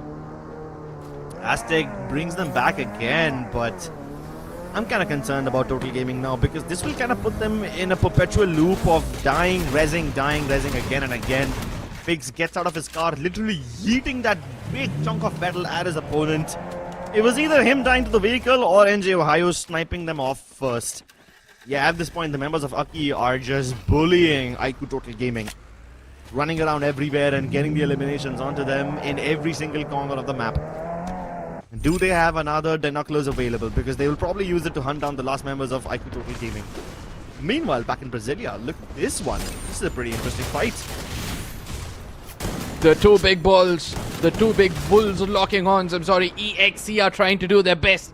Flicker is going to be the last man standing, and for the first time, we see that Extreme X is kind of in a very peculiar situation. They might be on the verge of elimination. NXT, they're flying around to make sure they have a angle against him as he drives away through those bridges. And look at that Ash. He's going to be flying in to get those headshots. Flicker in deep trouble. Shots not connecting. And he's going to be breathing for a long time now. Oh, I can't say the same about Fix. While Akkee have been having a wonderful time sniping down the individual members of Total Gaming, Dewa United do not offer them any individual gunfights. They hunt as a pack, as a unit. And Fix gets taken down by Adrian while he tries to go for the vending machine again. Dewa United now have to make sure that they do not let the rest of NXT Esports escape. They're at the recall tower. They want to take down Reset quickly. Can he get the reset before anyone else gets close? He takes the knock onto Kiki. Gets the confirmation as well. Surprisingly, North misses all the shots with his squad. He runs around to the other side, but there's Adrian ready to welcome him. Yeah, there's only so much juking you can do around a single sniper tower. If this was Brasilia, you probably would have had a lovely time. All the movement enthusiasts of Free Fire Max love Brasilia because you can juke your opponents like that. But out here in the open, you can't run around too much. Dewa United, 11 eliminations strong. And it seems like they're going for a massive 20 elimination game yet again. Absolutely, and that's phenomenal if you ask me. Once they understood that they can incline more towards being aggressive in a lobby like this, try to strike fear in the hearts of the opponents, they're taking a huge advantage of this strategy. And I believe that they'll look forward for more fights. And look at how Akkee are spread out in this lobby. Each and every player looking for some fights. Fix especially is going to be heading towards the nearest vending machine at Ski Lodge to revive few of his teammates. But Ohio is right now at a very wrong position. Dewa, they're going to be finding him anytime soon. But Hotshot action gets taken down. And it's got to be EXE yet again finding out more players to get taken down. Extreme EX having a surprisingly good time in this game. They tried to revive the aggressive side of their team in the previous map as well, but unfortunately they weren't rewarded with such a good game. But regardless, you can't criticize them much because Extreme X have been rather consistent all game. And now that they've got the time and the leisure to loot up, get all the weapons, max them out with the arsenals, I think they should be set for the end game. I can't say the same for Total Gaming because they have just been running around all game trying to get the reses onto their teammates with the several vending machines. So yeah, you can see that they're lacking grenades. They've only got like level 2 armor. They don't have everything top notch, not ready for the end game areas. But then I can say that for a lot of teams who are still roaming around the extremities of the map. Take a look at Hotshot Esports. How far apart are they from each other? Anas, Leopeo, Hasuex, Action, all of them on little different islands. Total Gaming trying to make that crossing in a single car on the bridge. I never like the idea of having your entire team in a single vehicle. That's why Delete and Chunky being in a different car, it's actually desirable. They managed to make it into the compound. They should be safe. And that is Total Gaming getting to a 9. They're getting to a really good spot if you ask me. But at the same time, they also need to watch out because the team closest to them right now is going to be Extreme EX, who are coming in closer and closer. And since they've got that information that Total Gaming might be somewhere close by, they eventually fall back. A clever move if you ask me, because they are trying to take that fight in the open. But you know, it's the map of Purgatory, right? No matter how close you are, you're still far away. And that becomes a great advantage. And this has been understood by only few players. And that's one of the reasons why we see that Dewa as well as that of Akkee are the few teams who are looking for those fights. Total Gaming on the other side immediately activates the time turner to evade those bullets being connected. Gets to the center of the map. And now they have a lot of compounds to work with. All they have to do is wait for the right time and then they strike. Shanky. Quite a lovely little spot towards the center of the circle. That's great. And as the center of the circle draws closer and closer towards Brasilia, a lot of these teams are going to go real estate shopping soon. NXT are acquiring 3 houses, one held by each individual player. But then you had Straw Hats on the top of the hill hoping to take pot shots onto the teams below. They will be sniped from afar as Team Akkee leave one of their players in the distance, while Reset, up close and personal, uses the Swag 7 to get those eliminations. Who has to abandon his fallen teammates and run to the city instead of running for the hills? The monster truck almost down. He has to jump out of the vehicle. Meanwhile, Akkee, they don't mind using an almost destroyed vehicle to chase their opponents that they know can't take pot shots at them. Warak already down there. He's waiting for the rest of his teammates to arrive. Straw Hats take their spots away from the southern compounds and move towards the center of Brasilia. Extrom even manages to land a knock onto a team which isn't even messing with him. But again, he can't confirm that elimination. Now he has to hold his ground against Akkee. As the last member of Straw Hats, he needs to survive this one, hoping that some other team will come in and distract them. But that's not gonna happen. The Straw Hats are out.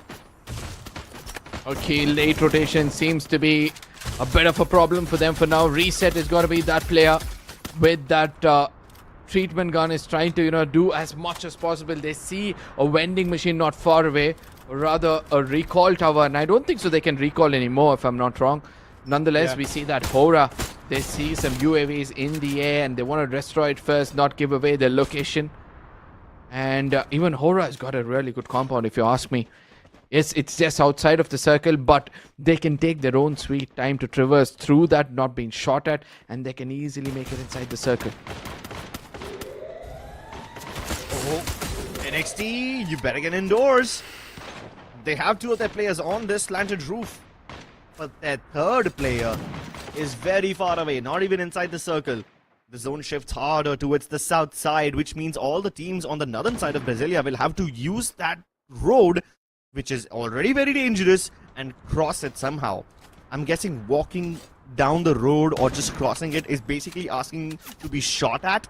This is not like a regular street. You can't just look left and right for traffic and then cross. You have to use the launch pads. Oh my god, EXE getting rushed by Dewa United, but they get the confirmation onto Adrian. No, wait! EXE get the knock, but Pandora Stars steal that elimination away. And right now, Dewa, they get the elimination onto Flicker. Oh no, even Hotshots are taking shots at Dewa United Esports. Kiki is down. Zax and North realize that they cannot just go knocking into the doors of EXE. They need to find the safer pathing into the zone. They should be fine behind this fence, you know? Nobody can take shots at them. Anaz gets the confirmation onto Kiki. They can use the glue wall melters and the nades to pressure Extreme X even more, but they cannot afford to go towards the left side of that fence. If they do, then Pandora Stars will be able to shoot them as well. And that is just heat that they cannot handle. They have to go for the jump shots. They try to land them, but at this point, Sejan and his wonderful shotgun mastery is proving why Extreme X is a force to be reckoned with. Extreme X needs to be careful. North is trying to toss more grenades. It's going to be Akkee who gets eliminated far away. And suddenly we are able to see that Total Gaming is also starting to pick up some pace. North trying to get in closer, suddenly realizes that EXE have now fallen back from that location as the circle is kind of shifted away from them. This could be a position from where they'll have to look forward to get to the center of the circle. North on the other side is moving around, trying to pick up some grenades if possible. Horaa Esports also gets eliminated, and that means this could be a different team walking away with a booyah.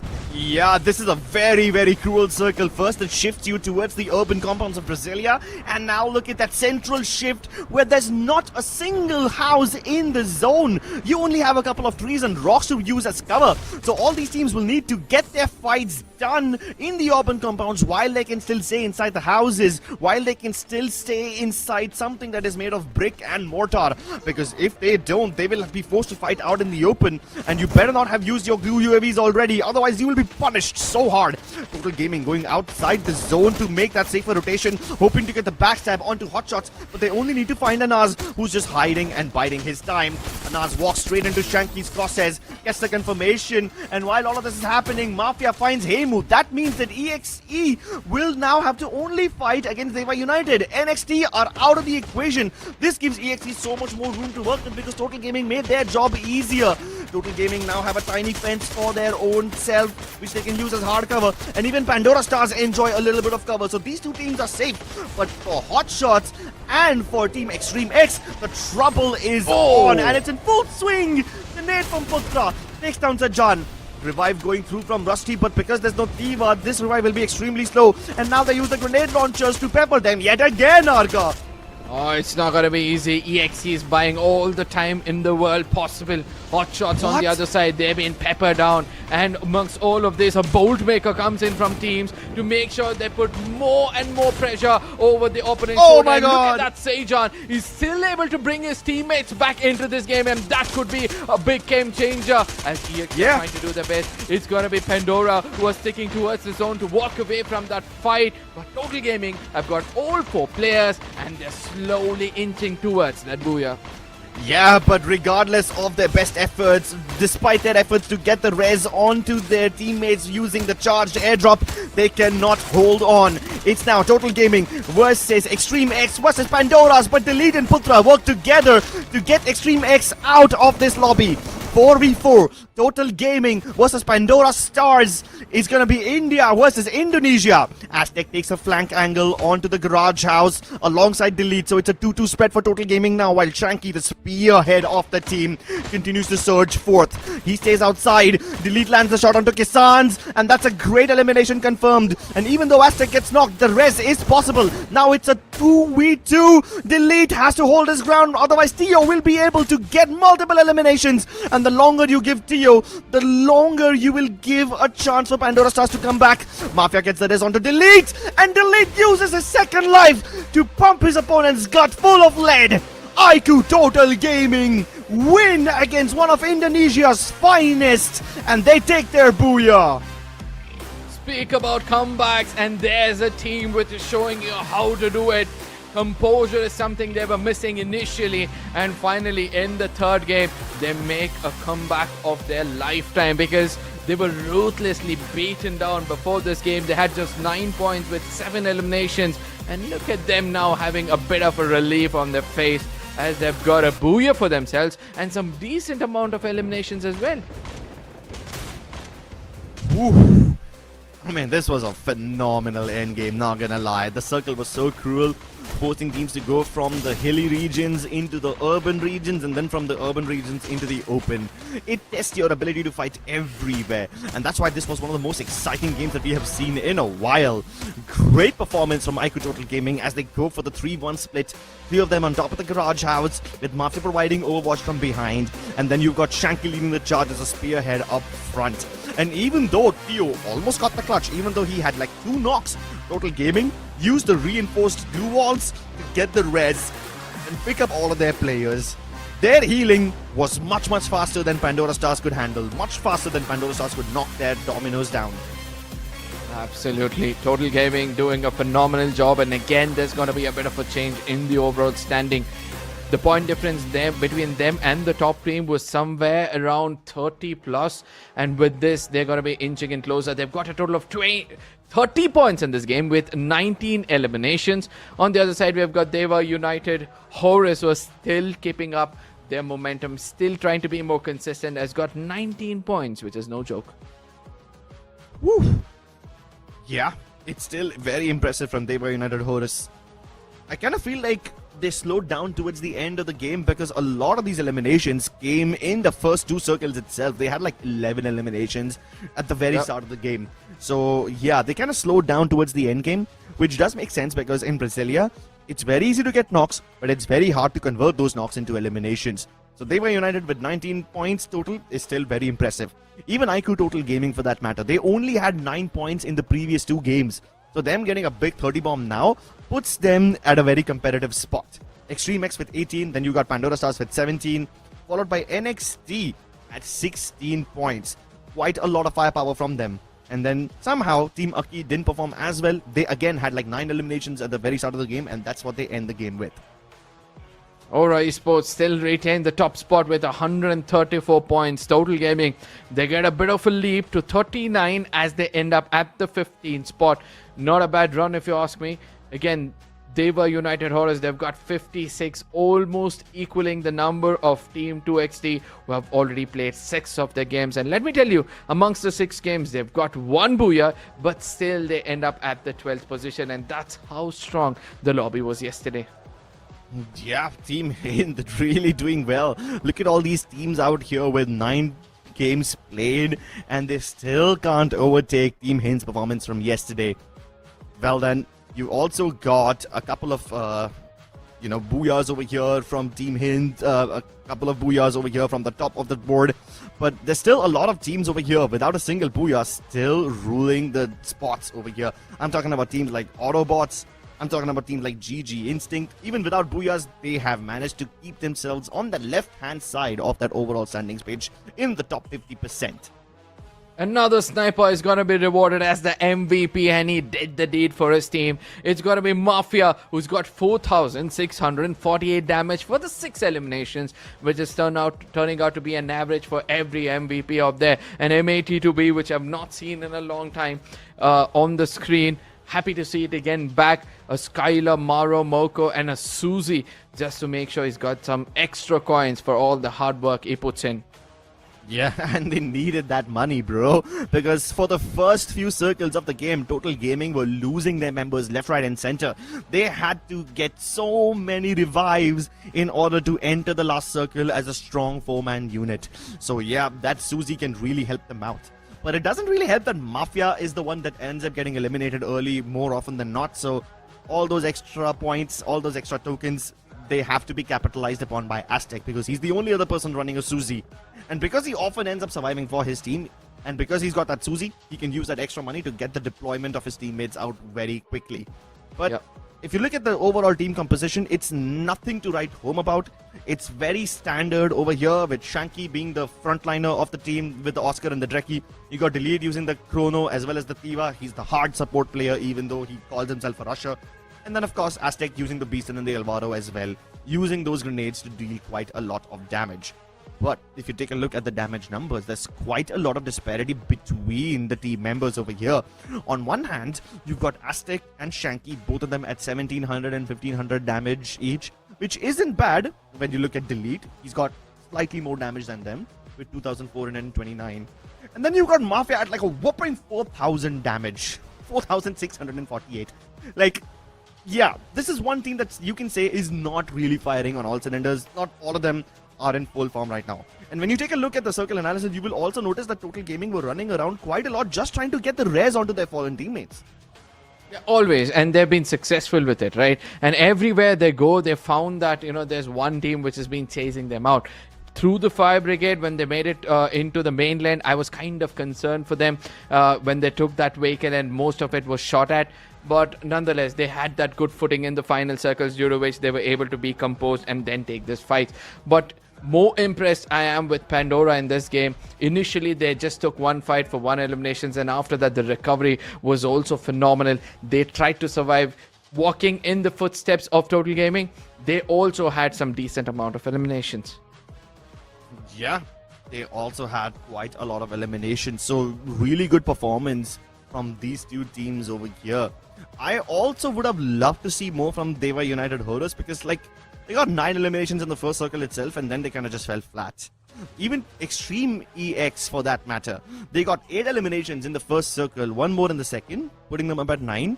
And then absolutely nothing for the next 3 circles. Even in the last circle at like 6th one, when they were just defending themselves against the raining waves upon teams like Akkee and Dewa United Horus, they only managed to get 1 elimination out of it. NXT stole away quite a lot of their points.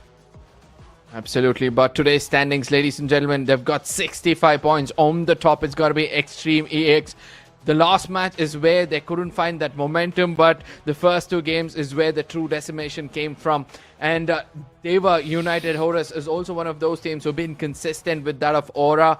NXT, the aggression speaks for itself. They've got 32 eliminations, a total of 51 points. Total Gaming, look at them from the bottom of the table to the 5th position. And that's what I say. All it takes is just one good game for you to make a comeback. Yeah, one good game can help you mount that comeback. I mean, let's talk about Total Gaming. They went from 9 points to 39 points today, and that's pretty good.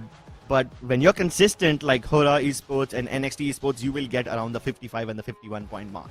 Total Gaming are also tied with Akkee, who have been reasonably consistent, although at like slightly lower levels. So they need to step up their game as well. But I am concerned for Godlike and GG Instinct, because at least Godlike had a decent amount of points yesterday. Yeah. If they don't perform today, then that will mean that they have squandered their advantage away, and that is just very, very unlucky. But for GG Instinct, they did not have enough points yesterday, and they are not performing well enough today, which means, yeah, we might just not see them in the main event. I'm sorry, in the finals.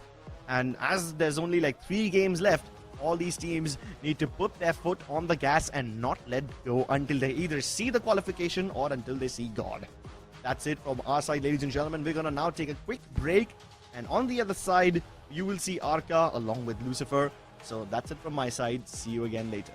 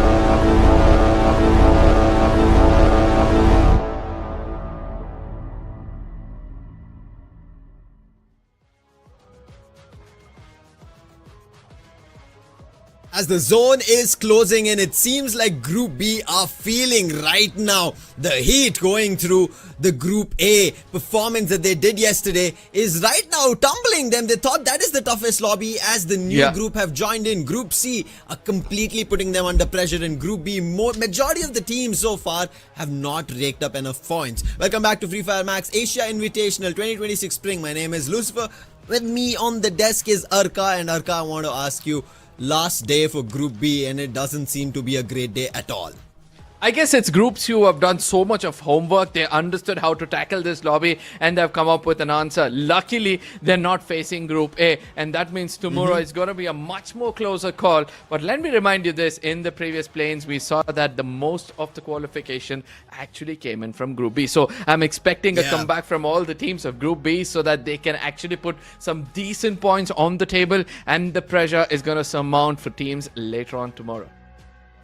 Now, we'll figure out whether the pressure is going to rise up tomorrow, because right as of now, rising through the fire is only Group C. Group B are right now unable to figure out what's the best foot forward. They've been missing out on points. They've been getting eliminated very early on. And even in today's standings, if you take a look at it, out of the 6 teams, 4 teams are at the bottom in comparison to the teams in Group C. But with this, let's jump to the preferred drop spots and see if there's a possibility, a little bit of a hope. And looking at Lakar EWG, just like yesterday, there doesn't seem to be a lot of hope, especially in the preferred drop spots. There's already iQOO Total Gaming, who just got a booyah. NXT towards the end of the day yesterday started performing really well, and now on top of that we end up seeing Straw Hats also being in the mix. Even though they've not had the greatest start as they've come in today, but they're still doing the job. They're accumulating points and they've been better than Lakar EWG, so I'm worried for them.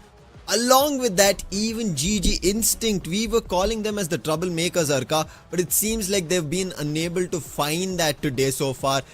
They've got only 9 points in total today. 9! I'm sorry, man. 3 games, 9 points. Unbelievable from GG Instinct. You know, somewhere I think I'm going to break the ice over here. GG Instance acquired most of their points, especially when it comes to FFMIC and also in this Asia Invitational, by targeting more of Godlike. They were able to, you know, reset their mindsets when they took down the players of Godlike. A 4v4 always went in their favor. But this time, since Godlike is trying to evade from those fights, I strongly feel like GG Instance might be having a bit of a trouble. I might be wrong, but I feel that this could be a possibility. A possibility for our predictions, while you guys can also do it in the chat. Let's take a look at it. We both have gone in synonymous for Dewa United, and I think slowly they are, after their initial fall off at the game number 1, they've picked up their pace, they've picked up eliminations, they've actually looked to be toppling the Booyah teams itself in game 2 and game 3. And next I end up going towards Extreme X, and I think today has been a lot more consistent, which we kind of expected with the Team 2XT being yesterday. However, they've figured out the recipe today with iQOO Total Gaming because they just got the Booyah. And on your end, I end up seeing, yes, we mentioned Dewa United, but you have hopes going in towards Solara for GG Instinct. I believe the reason is they have picked up a lot of points whenever it's Solara, so this could be a hope for them. But along with them, NXT being in the mix, GG Instinct, I am a little off on that, because now there is NXT also in your prediction. I mean, I strongly feel like, you know, these are the teams who have got really good firepower. All they have to do is not be overconfident. GG Instance, who are currently having just 3 eliminations, shows that, you know, every 4v4 fight they've been taking, they've always been on the receiving end of things. They can go in for a 1v3 split. I don't see why not, because ultimately that's going to reward you with a lot of points, and also it's going to allow you to have some survival. So I somewhere feel that GG Instance, they will be learning from their mistakes in the previous games and will be looking forward for a good one. I hope learning from the mistakes is even Godlike Esports. Yesterday was a better day, and when we kind of go back to South Asia planes, it was day 2 when they performed really well, ended up getting almost close to 100 points. Thankfully, at least in your qualification to the grand finals, right, the cutoff is not going to be so high as 170, but there's a lot of teams as obstacles in front of you. And how do you figure out, is it going to be around 130, is it going to be 150, is it going to be again at 170? Unpredictable, but it's time to predict at least where we are heading. Is our game number 4. The halfway is done. If you have made mistakes, time to correct it now, because we go to Solara, where none of the teams are going to spare you, because all of them are going to be forced to be battling you. Absolutely, you're going to be put under fire and you'll have to rise through it to make sure that you have some really good points on the table, because the overall standing right now seems to pressure the teams, especially from that of Group B. The flight path, an interesting one, yet again dissecting the map into two equal halves. And I again see that EXE versus GG Instant taking place towards the Riders Club. And I'm concerned, man, because GG Instants, they need to wake up. They need to convert this 4v4. I hope they do, as you did mention. And there it is, Akkee finding an opening. Knock fix, he's the one. But this is going to be also with Dewa United, where we kind of did predict Akkee maybe with GG Instinct, but doesn't happen. Only one of the players is a knock, and that is going to be an exchange between the players of Dewa United as well as Akkee. Fuwarak as well as North, they exchange blows, but NJ Ohio is trying to abide by some time while Fuwarak gets that elimination confirmation. GG Instant, Swaroop is going to be the last man standing. This is another fight, and look at how Extreme X are interested to take him down. He's just got 200 coins, and that means he'll have to run away from this position, get to another vending machine, or rather try to get some more coins so that he can revive his teammates. And this is the first time in today's day that we see that GG Instants are still alive in a lobby. I hope this is going to be a wake-up call for them and also a second chance. But for the time being, Extreme X seems like Dewa United, who could have had a big opportunity, while they get pushed off. Another team looking forward to opportunity today is going to be Hotshots. They've not picked up a lot of points, as you can see. In current position, they're at the 18th spot. So a lot to pick up with them. And especially that there was a lot of hope coming in for this team. This was the top team from Pakistan itself and the only representative as we have. A little bit of shots taken at Extreme X. Not yet a knock found. As we know, Extreme X, with the experience of the lobby they've had so far, they know how to take up battles and how to avoid ones. And for the time being, at Riders Club, they're waiting and avoiding them. EXE, they've got such a great spot. Look at them. Two of the players on either side of the building, keeping an eye on from where the players can come in from. In case they come in from the big opening, they've got so much angle. And with Sejan so strong in close range, every other team needs to be in fear. But for now, Tucson, he gets in front of a player. The shots might be connecting. It's going to be ACAT, the time turner, inside which the fight takes place, but eventually gets taken down. But it's the same story on the other side as well, as Liu Piao. He also gets taken down, and Unas is going to be the last man standing. And now we'll have to see whether EXE is going to let him breathe. Thankfully, he was nowhere close to this battle, and Hotshot Esports will survive. On the other end, Extreme X, similar to what happened in the fight with GG Instinct, just a little bit of a knock of one of the players, but this time at least a confirmation.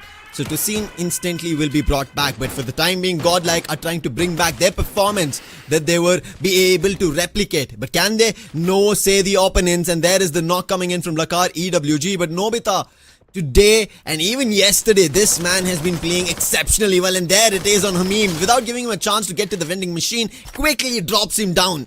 And Nobita has been rising up for Godlike, and he's showing for everybody out there who are questioning him. And he's been finding brilliant eliminations. He's been able to find a big one with that launcher. Yogi making a jump, and he's relayed information of where Lakar EWG is. But while this is happening, Hotshot, what just happened? It seems like Anas got found, and that is going to be the last player to go out, with that team being eliminated. Yogi takes a big risk, has given so much information to Godlike right now, and they can actually capitalize. Rapar running out in the open, shots not connecting. Nobita is kind of in pressure, and it's visible on our screens. As EWG, they survive to live a little bit longer. It's got to be Yogi who lands back, and yet again, Yogi, if he's able to get an off angle on this team, he might be able to strike and make things much more interesting in this 4v4. All the teams in Group B are right now feeling the pressure. They understand if they don't end up picking points here, Arka, it is going to be their end and their run for Grand Finals coming to a rest. They won't want that, and especially Lakar EWG were at the bottom of the table yesterday when we ended the day. Today, they don't want the similar situation. And on the other end, the teams who have been trying to climb up on the tabletop, Dewa United as well as iQOO Gaming are in a fight amongst themselves. It seems like iQOO Gaming did not want to have a fight, and they wanted to take the rails and move in the other direction. But still, Dewa United catch one of their players and confirm that elimination. The calm before the storm, Lucifer. And I've always seen this take place, right? Until now, it seems like every other team was looking out for some fights. Hey, Moo. He's gonna be one of those snipers I love the most. I've seen him do some exceptional job with the sniping. But this time around, he doesn't land a shot. He lets the others breathe.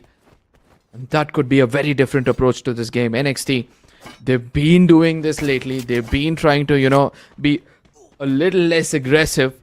And probably the reason is they know that they need to play all 12 games by the end of today. While we were talking about teams from Group C who made their entry today and they're trying to perform, it has been, yes, to be honest, Dewa United and NXT, and now with the previous game, iQOO Total Gaming, who picked up points. However, teams such as Extreme X have been still able to hold them off. A little splurge of eliminations coming in from Pandora as well has held off the top 6 positions of the day. It's not given them chance towards the top 6. They're still fighting for it. But on the other end, Godlike, while they're trying to fight for it, they've accumulated 112 points. We are still not sure of where we are going to be ending up, because Extreme X, as an example, the way they qualified to the main event, they were at the dead 18th position with 170 points. And I'm pretty sure no teams want that situation happening. And Godlike somehow bring back their players again. Their fights have not been working. Just 2 eliminations. Nobita and Nancy make a quick leap in the other direction as his teammates also go in another split. Godlike's approach to this fights turn out to be more interesting than everybody else. They're not shying away from getting away from fights. And that's a really clever approach, because previously they would have watched how Total Gaming are more composed in the previous game, right? So they would try to inculcate that. As Indian teams, they try to make a comeback in the latter stages of the day. I'm hoping to see them walk away with a booyah as well. And let me remind you, yesterday, Godlike ended the day with a booyah. So a lot of expectations over them. Expectations on every player, as even Lakar EWG would want to pick up eliminations. It's not working. Hamim, he seems to be the last one. Straw Hats, they've picked up a lot, but thankfully Lakar EWG get to the vending machine quickly, gets Fuzan as well, and my bad, I thought he was the last one surviving. They're all holding down at Aquarium, but Hamim, who made his way to the vending machine, I think has given away the position of his other surviving players. Rapal is also stuck surrounded, and there is another knock coming through. Shock is also going to confirm it. Straw Hats now having an even better game, and I'm pretty sure they want to make their movement from that 17th spot somewhere down the 8th later down the line. But one of the players using the advantage of the Aquarium is right now under sea. But for how long? Eventually will be spotted, and then that elimination will come through. And thankfully, Fuzan, who was revived, is now the last player and in a complete other direction, nowhere close to Straw Hats. Straw Hats, shocked, is now woken up. He's got 4 elims amongst the 5 for his team. And I really like it, right? When team understand that pressure is mounting on their shoulder, most of them take it as a privilege and only those succeed. For now, Dewa, looking at it, Fix, he gets taken down as Akkee is able to land one. And that gives them an opportunity to get in a bit more closer. Adrian on the other side is cooking up a nice grenade to lure out the enemy. Shots not connecting, but Reset on the other side in that close range. Doesn't realize that Adrian has come in way too close. Will eventually get taken down. And Dewa, they got 6 early eliminations and a good start. We did see Akkee's Reset try to use that Valiant dash in his opponent's disadvantage, but it did not work out, did not hurt him. And therefore, now Akkee left in a big disadvantage, and thankfully NJ Ohio has a lot of coins. Gets a full revive on the team. But still, this is not a great sight for Team Akkee. They're at the 16th spot, 43 points. There was also us discussing of how the positioning of some teams were. Autobots, who were still in the top, they're not even playing today. But that tells us of the efforts that they were put in yesterday are helping them out. However, whatever GG Instinct did yesterday, nothing being replicated today. Tiger spots Sejan. Just damage, pod shot taken.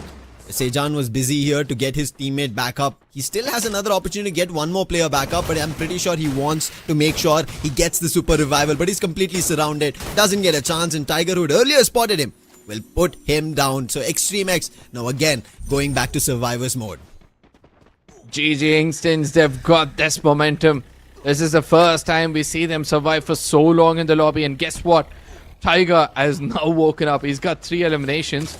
And the whole team is right now hunting for Akkee. Shows that they're desperate for some points. They know that they need to build that momentum right now.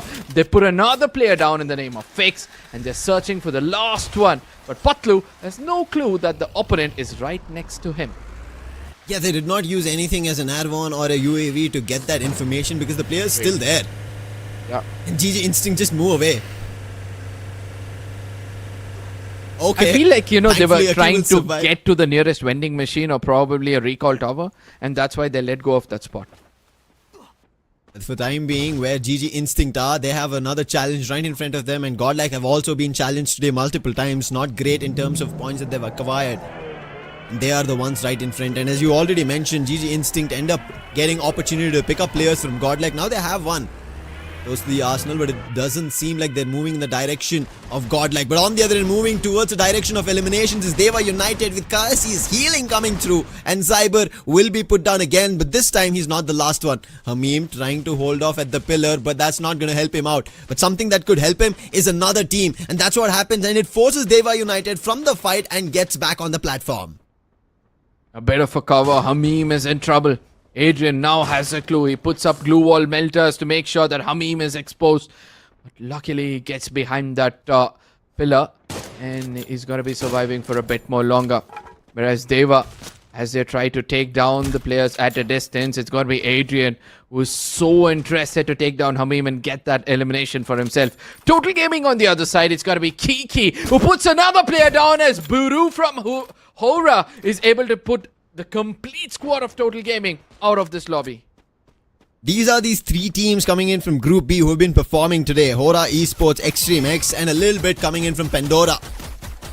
Dewa United in a little bit of an off spot because they had to kind of figure out whether they're going to be on the platform or not. They want to get the elimination on Hamim, and it seems like Hamim somehow is moved in the other direction and Lakar EWG still survive. But let's take a look at what happened to iQOO Total Gaming. Mafia was down, Delete also gets hit, and it's all up to Shanky trying to make a run towards the platform, get towards the rails, but all being denied, and Horaa hold it off really well. But this is a position they're not going to be safe from. A lot of battles, and eventually even the final fights happen in this position. And right as now, Godlike eye for a fight like that. Horaa Esports, they get to know there's another enemy who's striking upon them. Riptide Rhythm using twice. Stops, still doesn't get knocked. Sparsies as well, they're going to be holding right next to the truck, and Godlike are in trouble as this is the Bolt Maker call, but Savage, he gets knocked. Sparsies also gets knocked. This is the opportunity for Godlike to strike instantly, make a move, put down Horaa Esports, getting to the launch pad, but there it is. It is Dewa United who are helping out for Godlike, but as numbers go down, Dewa United now put up shots even on Godlike, and it seems like Nobita, he is the last one. He is trying to survive along the lines of Budu, but thankfully Nancy, he took the jump and he's in the other direction, so therefore Godlike will still survive. Marco, nice dash right into the glue wall, taking a 1v1, and eventually will find an opportunity to put Budu down, and that is going to be an end for Horaa as well. Godlike Esports making sure they clear their path as they make it inside the circle.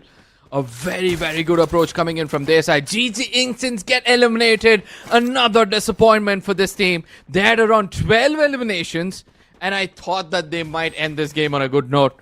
Nonetheless, Dewa have been holding this position for a long time. This time, Akkee wants to come in and challenge them for this spot. Akkee falls back, reset gets taken down. It's got to be fixed, and what do I see? A loadout. It's a very different approach coming in from the side of Dewa, and they're doing wonders with this as the last man standing, oh hi ho, he gets taken down midair because it's Kiki singing the songs of death with a sniper, and Dewa, they get 17 eliminations until now. From game number 2, this team has been getting double digits in terms of elimination and looking unstoppable, and another fight now. And this is going to be Straw Hats who wanted to make their way inside the circle. I don't think this is going to be a great fight if they pick up, but thankfully they go below the platform, which gives them an opportunity to take a head-on fight with the team that's going to be down the hill, that's going to be Pandora. But fights don't stop at all. This is the position we're talking about. North is getting knocked as Godlike make their movement against Dewa United. But Godlike have they coordinated this approach. North's knocked, but because of the glue walls, they do not get that elimination, and Dewa United recover him. Godlike, they're desperate. They want some eliminations, and that's what they're trying to do. They get to the only place where there's a little bit of hot compound inside the circle. But now they're being challenged. Dewa comes in closer. If there's a grenade launcher or a grenade, the story can be different. And the amount of glue walls Godlike is right now using is going to eventually fade out as Adrian comes in. And eventually we can see the North on the other side with that grenade launcher will be landing it to perfection. Godlike out, and it all comes down to Pandora, Dewa, and Straw Hats. Any team challenging Dewa United Horus have to be worried about Quicky's position. That man with a sniper has been in a different angle, and therefore that has been a downfall for all the teams challenging. Right now Straw Hats, they have another challenge. They thought it was only Pandora, but right now Dewa United have an eye. Extra, he gets knocked. Adrian right at the edge, and there is even a mine. Thankfully, glue walls will block the damage coming in. He will be revived. But Pandora, you can see they're biding time right now. They know that Dewa United have an upper hand. They want to give that chance for Dewa United to put Straw Hats down. And Straw Hats, it seems like one of the players is making a run. Shocked is running right towards Pandora to get that fight in a fist-on, head-on fight approach. Ooh. And it kind of works out. Gets one knock, however, gets exchanged. Nade getting tossed. Pandora in trouble. Putra, the last man standing, needs to get two of the players back up. Dewa United have the advantage. On the other end, Straw Hats, Extra, and who are the only players? They try to move downhill, doesn't work. Dewa United's Kiki, the man has been just powering through with his sniper, and now a launch right towards the opponent's face, and Zax will find the booyah for Dewa United Horus, something that they were brewing from very long, finally in game number 4.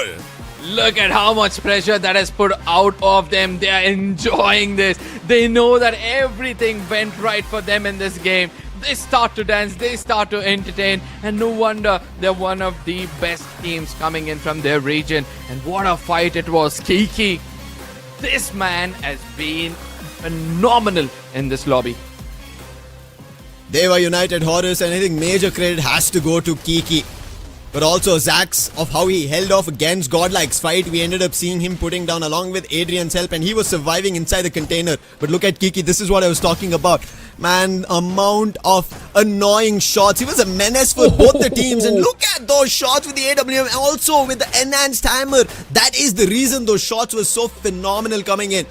His weapon was hit with the enhanced hammer coming through, and now Dewa United Horus end up getting a booyah in game number 4. And I think finally one of the first teams in their entrant today, debut performance coming through Group C, will now start climbing the ladder against the odds of Group B.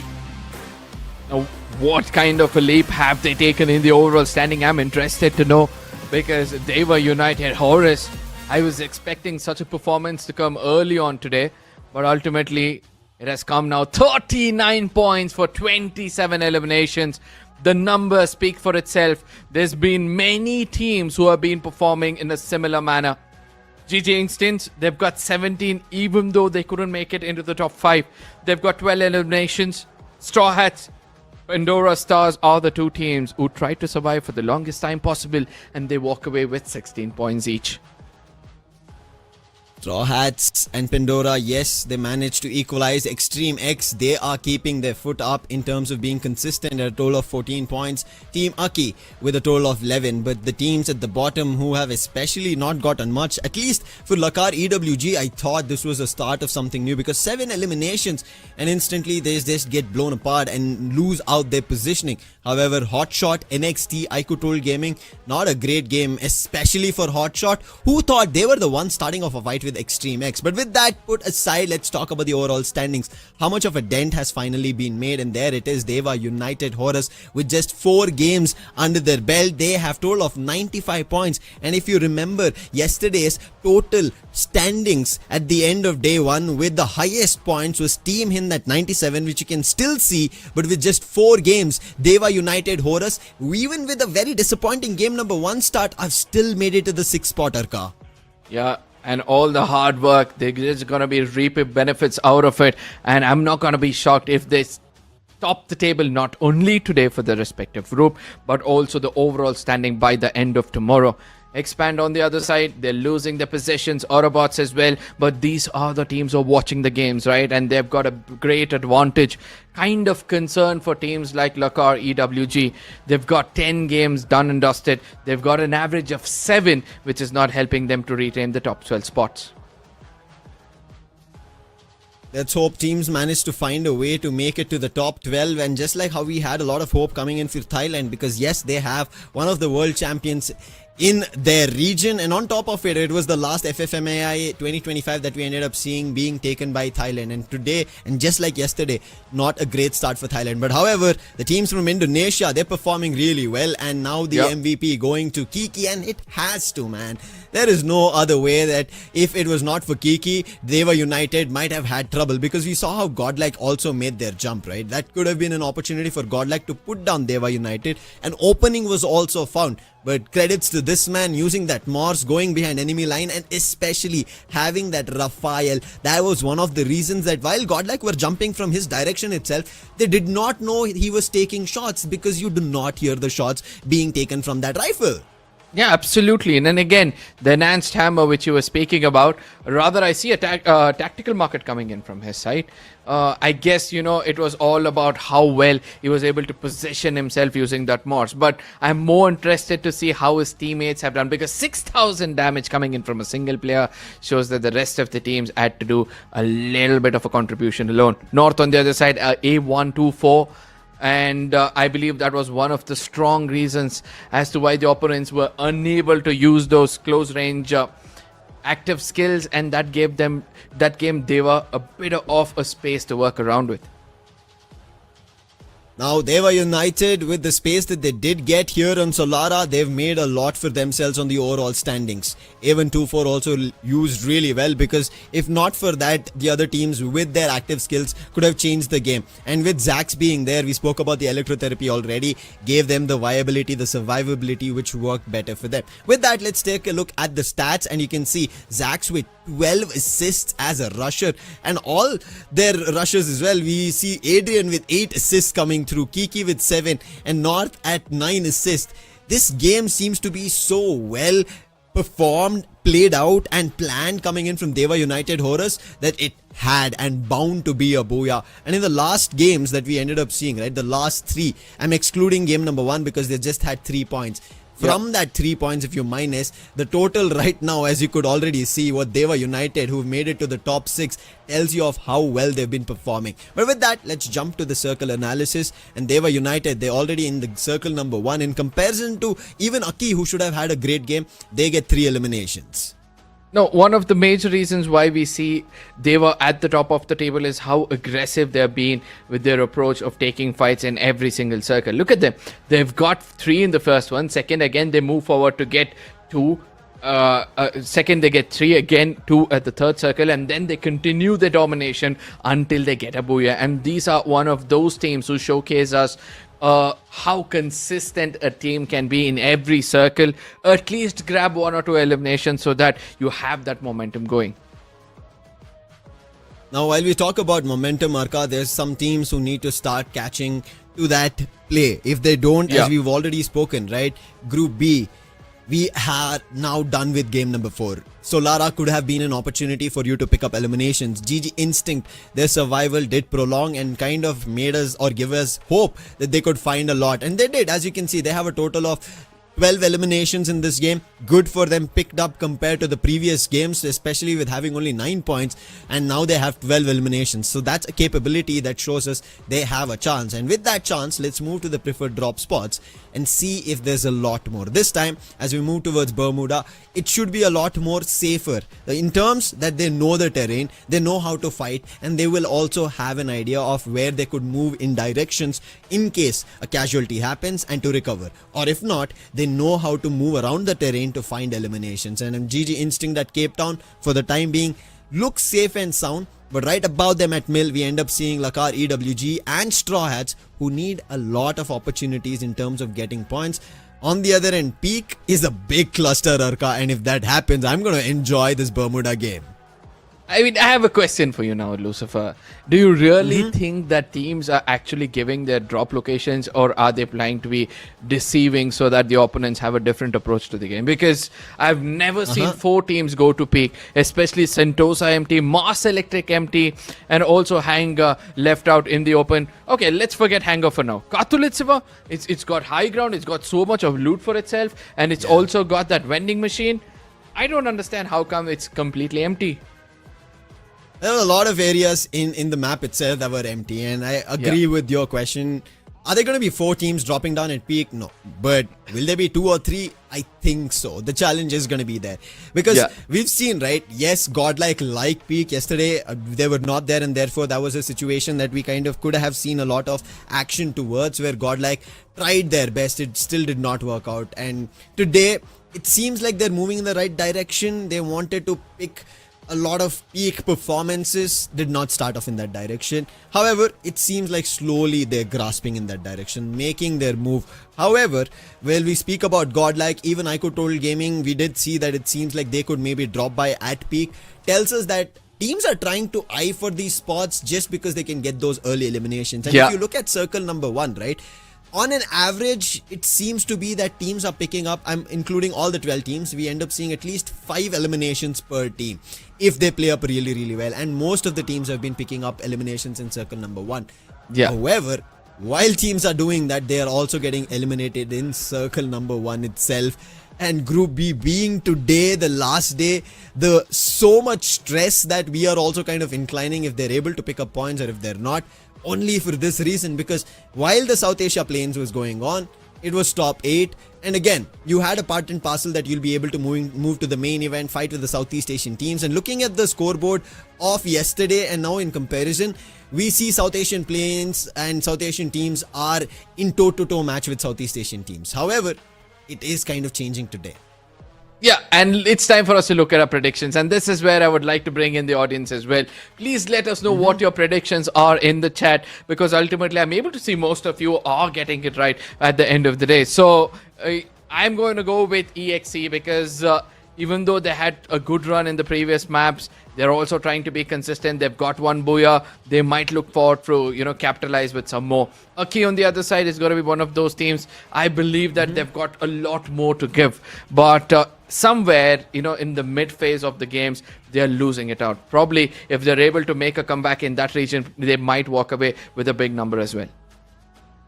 And I'm pretty sure if they're able to, along with that lines, iQOO Total Gaming should be able to, being one of your last picks. But I've gone in for, I think, teams who have evolved down the line, and with the hope that I've seen, especially inclining towards more of Group B teams, I have Horaa as well as Godlike. Dewa United, Horus, they started off today, and I had my name of theirs in the very game number 1. If I was on desk, I would have kept their name. However, looking at how drastically they've evolved, they've changed their performance from game number 1 with the mistake they've done.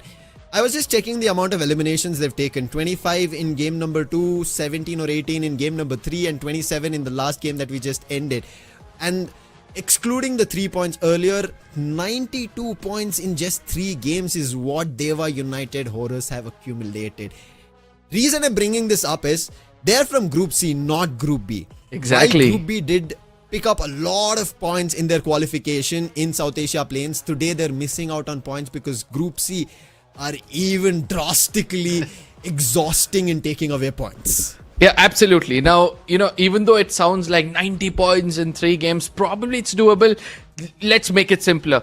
30 points in every single game is no joke. And guess what? They've got 68 eliminations. Almost 80% of those points are coming in from eliminations. And that's how aggressive this team is looking in the lobby. Let's not forget, for the Indian teams like Team Godlike and Total Gaming, they need to step up. They've got 2 more maps in the hand.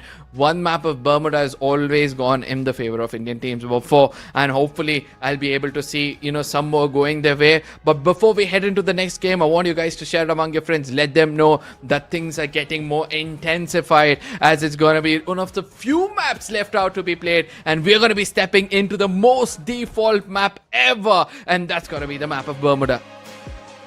Bermuda is where teams will try to recover. They have a lot more familiarity on this ground, but it is not going to be as easy as finally Group C have picked up pace. When we saw the initial games, it was still Group B trying to do the damage to the teams in Group C because they were new. But right now, they've gotten used to it. And with that, let's take a jump starting at Rimnam Village. We see Dewa United, the team who just got a booyah and making their way in the flight path while cutting it in half. So it's going to be an even-Steven split for all team. But I'm looking if there are going to be any drop spots. NXT seemed to the very first round Rimnam Village, but look at Extreme X with Godlike and Lakar EWG. It seems to be a cluster at Clock Tower, and Arvon's already being used, meaning information that teams are getting. This is where teams will have to fall back. Look at what GG Instincts are doing. They're coming back towards that Clock Tower region. They're interested to take these fights, and hopefully they don't get eliminated early on. The rest of the map, where we expected Peak to be that place where teams are going to fight it out, it's going to be Clock Tower, and let's see on whose side the time actually is. Yeah, I hope right now the Sands do not go away from especially teams in Group B. And there it is, an opening already. GG Instinct and majority of the Group B teams are fighting amongst themselves. Nancy finding a lot of damage. Nice use of the turn turner. He's going in and out and finding these knocks. And GG Instinct, the 3 players who made their jump here at Clock Tower, will all be taken out. It's only Tiger, their last hope, who went to Cape Town. Now this is where Godlike have got the right kind of a start, and they'll have to capitalize on it. As they come in closer, we're able to see that Yogi is able to land some as well. EWG, they've got some really good start. They've got 5 eliminations so far, but the job is still not done. They have to deal with Godlike, or changing positions from that of Clock Tower. Look at the different positions being held by them. And let's not forget, Wild Fox standing over here is going to just get sufficed or taken down as Nancy puts him out. And EWG decide to fall back, and I believe it's a clever move. Moving back or moving out. They know that looking at Godlike's position and their own position, it's drastically very different. And I'm pretty sure, I think at least something that Group B teams should think of achieving is 100 points. Before we started the show, right, with all the other desks that we were discussing, Arka, of how much points in total would you want Group B to be accumulating so they're safe and sound? And we were kind of worrying, is it going to be 130?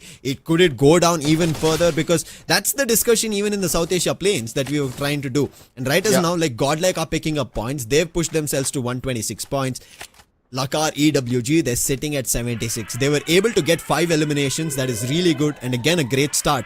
But they've not been able to continue that down the line. Right as now, NXT, they want to continue as they've picked an opportunity at Factory. And they did kind of jump towards Clock Tower as well. It seems like they're running in different directions, and the troubling Pandora was in Sabo's cards. But no, unfortunate. The crane hit, and now Sabo's stuck. Pandora, they're making a jump right towards him, and Sabo, if he's unable to hold this off, he's going to be put down, and that is what happens. Pandora will confirm an exchange of an elimination and avenge his teammate. I mean, that was bad luck if you ask me. And also the pressure, we can see it's doing a lot of things in this lobby.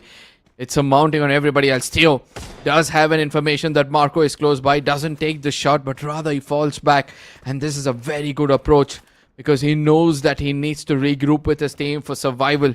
As Theo tries to run away, Yogi is going to be the eyes for the team. He goes above, he sees that Dewa is also somewhere close by. Needs to be careful, as more shots could be connected from his side. iQOO Total Gaming on the other side have lost a player, and they've got another team around them in the name of Akkee.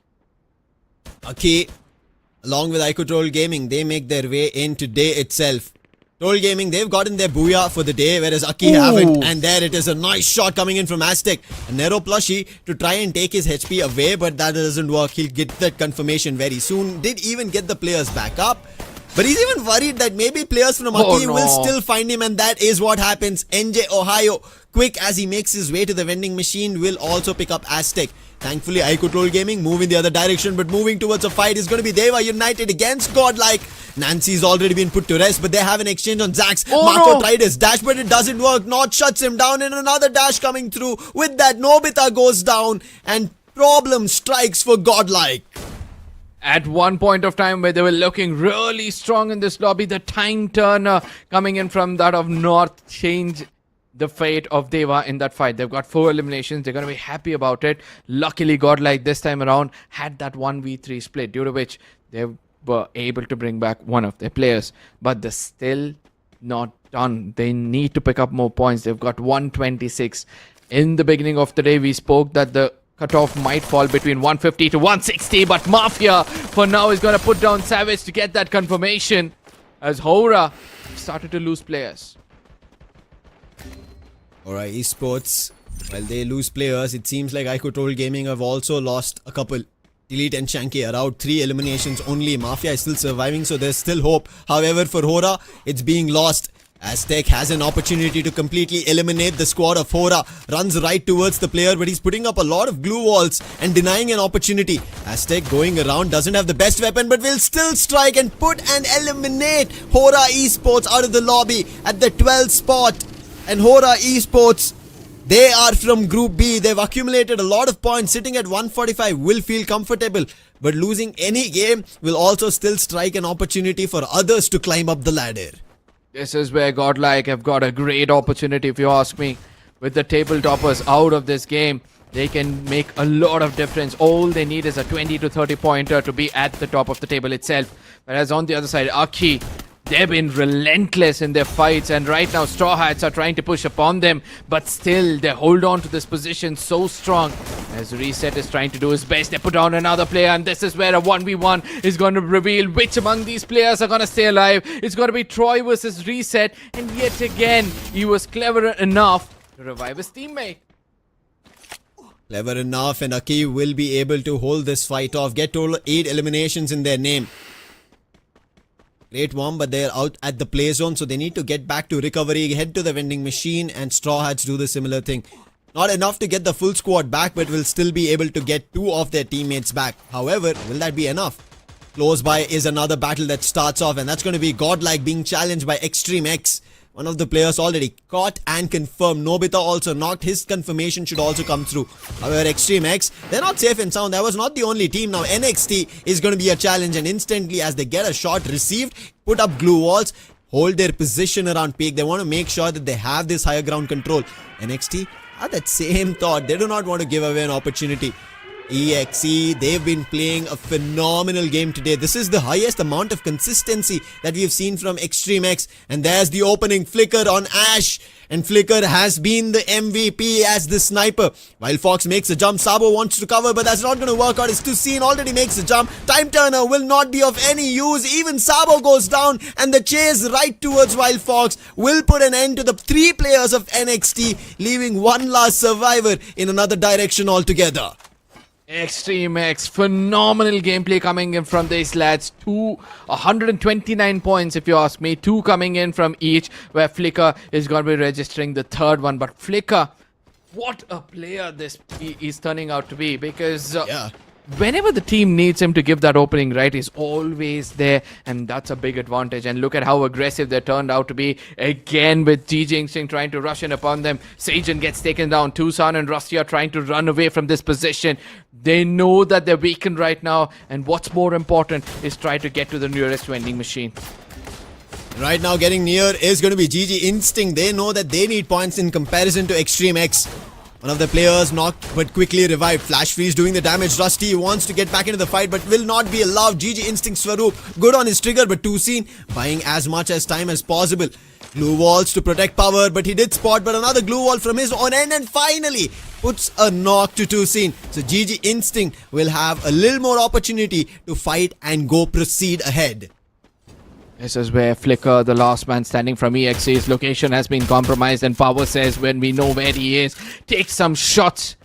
He's going to be hitting a few, but Flicker, is he close to a vending machine? It seems like he's not, as Tiger tries to come in from inside the building. This is where the opportunity comes for GG Instinct to put an end for the complete squad of EXE, and that again is a great advantage for Godlike when you look at the overall standing. But Flicker, as he runs away from one team, he might end up in the crosshairs of another. For the time being, I'll at least count that if teams are around 120 points, it could be enough, Arka, looking at how the lobby and especially the teams at the top are taking away points. So right as now, Pandora, they need to get close to 120. On the other end, GG Instinct, this is one of the last games that they will be playing, the penultimate, and after that one more. In the next game itself, they need to acquire at least this plus the other. Somewhere around 40 points could be helping them reach the 30 marker. Lakar EWG, however, in a big problem. 6 eliminations as of now. They're sitting only at 70 points. And for them, for sure, Arka, they need 30 points in both these consecutive games. Sad news for GG Instincts, as 2 players of EXE are now landing, and we can see it at the horizon. And this is the time for them to strike. That's the weakest they might find Tucson as well as Sajin. They'll also have to find out the final player near the vending machine. But for now, EWG, who spoke about them, it seems like they have a strong footing in this lobby. Or rather, a strong footing in this building. And they're able to see, but Akkee gets eliminated from this lobby. And that means the bottom of the table is now open for teams to make a climb. Well, with that elimination, Pandora will be happy because they're the ones who picked up those eliminations. They're already at 119 total points, as you can see. But Lakar EWG wants something similar. They're able to spot the players, but they're not approaching for a fight. Nice shots being taken by Fuzan. Nice hits on that VSK. Vehicle also destroyed, but Dewa United are already inside the compound. However, in that same building at peak is GG Instinct, who now pushed Extreme X out of it. So there's going to be a problem for GG Instinct. They're a team who need points, and if they're able to put down Dewa United Horus, it could be a big opening for GG Instinct, especially in their confidence as well. Heymo in trouble. Needs to be careful. His location is compromised, whereas the rest of his teams are trying to hold that high ground. I know that Pandora can be a menace in the lobby if they're left to survive. But at the same time, they need to watch out for, and this is what happens. Kiki from a distance is also contributing. And guess what? It's got to be Heymu landing at least 3 of them down. And eventually, he's down on his knees. The revival will come out easily. 6 eliminations. NXT are also doing well in this game. NXT Esports, while initially they did have a little bit of a trouble, but now the recovery is great, as you said. But recovery even for Straw Hats is something that I'm kind of expecting, but it's not happening so far. They're making their leap right now, right towards the main compound of Peak. The crossover works out for them. They're inside the maze and even put down Kiki, the crucial player of Dewa United, who's been annoying everyone. But Adrian, look at him. The confidence between Dewa United Horus is, even if they lose a player, they're still going to be going and approaching to get him back to life, or at least revive him using the vending machine. And right now, because he's on the roof, they have a big opportunity, take a leap, and all of the players are jumping up there. And now GG Instinct can't challenge them. However, the challenge right in front of them is going to be Extreme X as well as Straw Hats.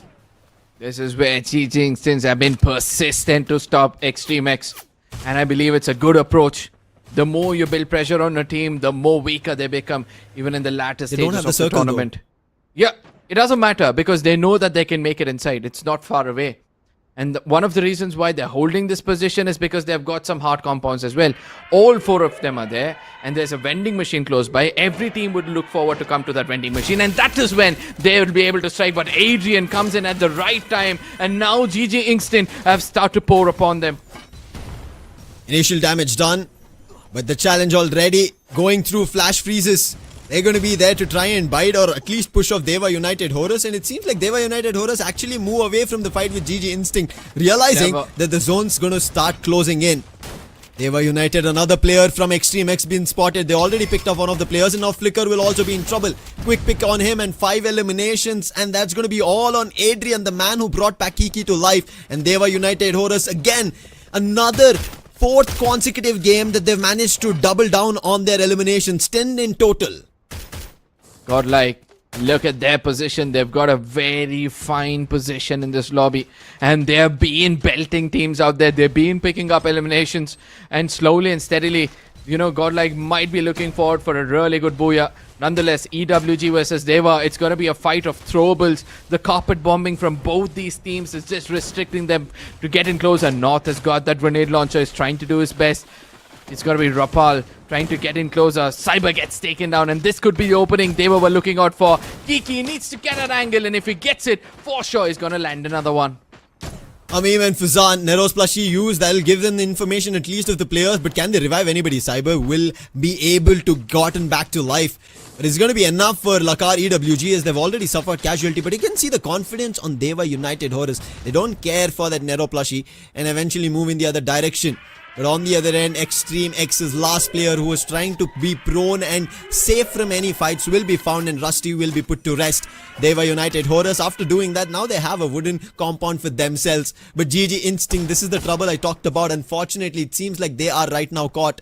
They wanted to make their move in. They wanted to make sure they have the advantage. But now Tiger is stuck. Where does he go? He was one of the players trying to bring back an opportunity. But with him going out, that will put an end to GG Instinct's run right here in Bermuda. Absolutely. Dewa on the other side, another 13 bomber coming in from their side. 7 shy of getting a 20, which they've been consistent about. Godlike on the other side is busy trying to restrict Dewa, and that is where NXT are clever enough. They're trying to find themselves in the middle of the center of the circle, and that is where they're going to be happy about it. SH, it's going to be Straw Hats getting eliminated, and Godlike are now approaching the big dogs. It's going to be Dewa versus Godlike, and let's see which among them survive. Dewa United's Kiki puts an end to Lakar EWG. That man has been a menace on the sniper, as we've been talking about. A monster truck to try and provide cover for themselves, but one big advantage that Godlike have done is not going towards peak this time in the drop. They've later moved towards the peak position, and now they have control position. The Dewa United Horus running right towards Godlike. There Adrian making a dash, and if there is an opening, it could be an opportunity, but not with an opening on Nancy. Gets the confirmation as well, troubling Godlike on the number of players. Is Dewa United recover their player, but NXT, they make their jump in while Fox confirms the player not. Adrian still making a run. He wants to isolate the fights. Yogi's confirmation should be through, but Adrian, there are too many obstacles, too many players, and now he's stuck between two and sandwich position. NXT will put an end to the players of Dewa United with one player surviving. Eventually the last one will also be found, so it's up to NXT and Godlike Esports, two Indian teams, 3v2. A 3v2 situation. Godlike seems to have a bit of an advantage, but the maze, Godlike, Yogi should come out of it, but eventually the Skylar's ability is going to get them closer. Nobita is trying to take down a player, but Marco is going to be landing it. Yogi on the other side is going to give him more time, and Nobita will be able to land the final player as well. This is going to be one of those games where Godlike have played it technically, tactically to get a booyah for themselves. What a game coming in from Godlike. We were talking about their recovery, the way they did it in Group B of South Asia Plains. They are doing it once again. The team manages to recover, and Nobita, he has been on the front line of this recovery. In every game that we've seen Nobita, he has been there to clutch it out, to give opportunities, openings, and this time as well in the final elimination, he was the one who picked it up. We'll take a look at it in the last shot as well, but Marco and Nancy both are showing us hearts, and Nancy's trying to figure out how. Don't worry, Nancy, you've figured out at least how to pick up a lot of eliminations and trouble the players out in the lobby. Great game coming in from Godlike, but Yogi, this man's always dead serious, Arka. Even when we met him in the LAN, right? The only time that he was kind of smiling and having fun were in the media day shoots. But other than that, even during the rehearsals, even during our actual day of the game, we never saw his face expression change. He was into the game all the time. And that's one of the reasons why they've been consistent, right? He reads the lobby so well. He's so serious out there. He always understands how the lobby is and eventually adapts to it. And yesterday as well, we saw Godlike was able to put up a really good fight at the end. And today, with them doing so great in the final few games, I believe that they look forward to end the day on a high note. What a great note this is towards game number 5, and next game being a randomizer. None of the teams know where we are heading towards. This is a really good game to pick a booyah on. Let's take a look at the last shot of how Godlike played this out. But because Godlike, they were about to be in trouble, we end up seeing, right, Nancy being knocked, and then a confirmation as well with the launcher coming through. And Dewa United Horus, they tried to make a quick jump against Godlike, not give them an opportunity. But NXT, they jumped right in between, putting Dewa United Horus in a rock and a hard place. Nobita once again, look at this opening being found, and then the confirmation with Marco on the last one. This is how we see the team together. Even though that last one of the players, but 3v2 in their advantage, they make their mark. But once again, Godlike take the booyah, but Dewa United Horus, they take the top spot in the game standings. This team has been doing this. This is what I've been saying. The way they've been replicating. And when AJ was there, this is something that I was even talking to him about. While we saw the South Asian play in Sarka, we had at least one or two teams we said they're dominating, they're taking the top of the charts, and finally one such name we have with us is Dewa United Horus. Absolutely well said, because they have a target that is 25 points in every single game, and no matter what you do, when they know that they have a bad placement in the overall map, or rather when they know that the final circle is not coming their way, they eventually step into that aggressive mode, and that has helped out so much for them. Look at that, 18 eliminations. Even though the limelight is supposed to be on Godlike, they have snatched it away. Godlike, consistent games is going to be rewarding them as they go at the top of the table. 2 booyahs. And with this, they look forward to seal the deal in the final game for sure. One last game to go, but with Godlike taking the top of the table, they will be happy in the overall standings. On the other end, teams that have to be worried about, especially who are still in Group B and not picked up points, is Lakar EWG. We spoke about it. They need to stretch, move towards somewhere around 110, 120. We kind of did incline on 130 being the point, but we are trying to stretch that barrier for Lakar EWG from Malaysia, because we remember of what Expand did in their initial games, and they did surprise us all, showing us of what they had in terms of caliber and how close they are towards Hind with the 6 games that they played yesterday. So Lakar EWG, we have hopes for them, but the last game with Dewa United, Horus playing in such a manner, Godlike picking up points like that, GG Instinct now slowly trying to climb in the direction, and NXT, who have a total of 79 points. This is what they try to do. Towards the end of the games, start picking up points, and towards the end of the day, right now, we end up seeing in the penultimate game, it's going to be MVP Mako with his Oscars, valiant dash, and having Nikita and Joseph, something normal that we end up seeing, and for survivability and viability, JBeeb's EP in play. Yep, Marco, I really like this, lad lately. He's been shifting. He's a shapeshifter. Take me when I say this. He's the shapeshifter for Godlike Esports. Any given point of time. As a sniper, look at that. He's using Scar this time. The last time I saw him on an MVP, he had an, the shotgun for himself. So there's a lot going on from this player, but nonetheless, we see that Nancy on the other side, the silent assassin of the lobby. He's got that Chrono, Nikita, Joseph, and Athiva. Nobita is turning out to be my favorite from the side of Godlike, who's done so good with his grenade launchers, with trying to restrict players, with also trying to take those final fights. He's been phenomenal as well. Yeah, with that Coda that he's playing with the Aurora Vision, something that we were talking about yesterday when there was a fight with Revenant X-Pac and they had this Coda. And Nobita has been very crucial. And this is one of the reasons that we might end up seeing Godlike success, and especially for the fans. And that is the reason also we said a lot of questions were there when Echo was missing and Nobita started playing in our South Asia play-ins, and now is even in the main event and he's performing. You don't have to worry anymore for Godlike. 3 eliminations in his name, 3 assists, 3 knockouts, a damage of 1245. On the other end, Yogi is well contributing in big time in damage at 2988. Nancy, we already spoke about it. I mean, him being a support or the healer for the team, I don't think is the case, but he's still in that performance. As you can see, all the 4 players have taken up different roles, but still end up playing as rushers when it's needed. Absolutely. The circle analysis is going to give us a better info of how things have crumbled in this game. I know that, Godlike is going to be one of the teams.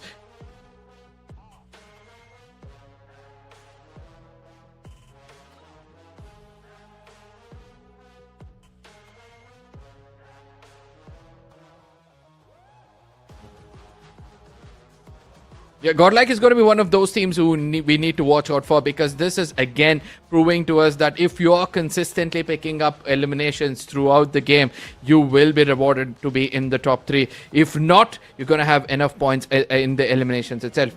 And one team which has always been doing it is going to be Dewa United Horus. Somebody stop this team before they make a nuisance of the rest of the lobby.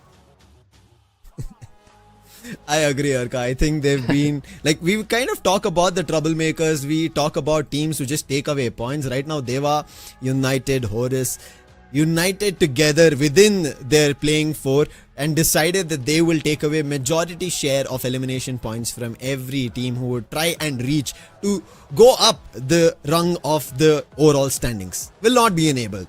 And with Group B in trouble, as we've already spoken about it, reason to stress so much for Group B is because this is the last game.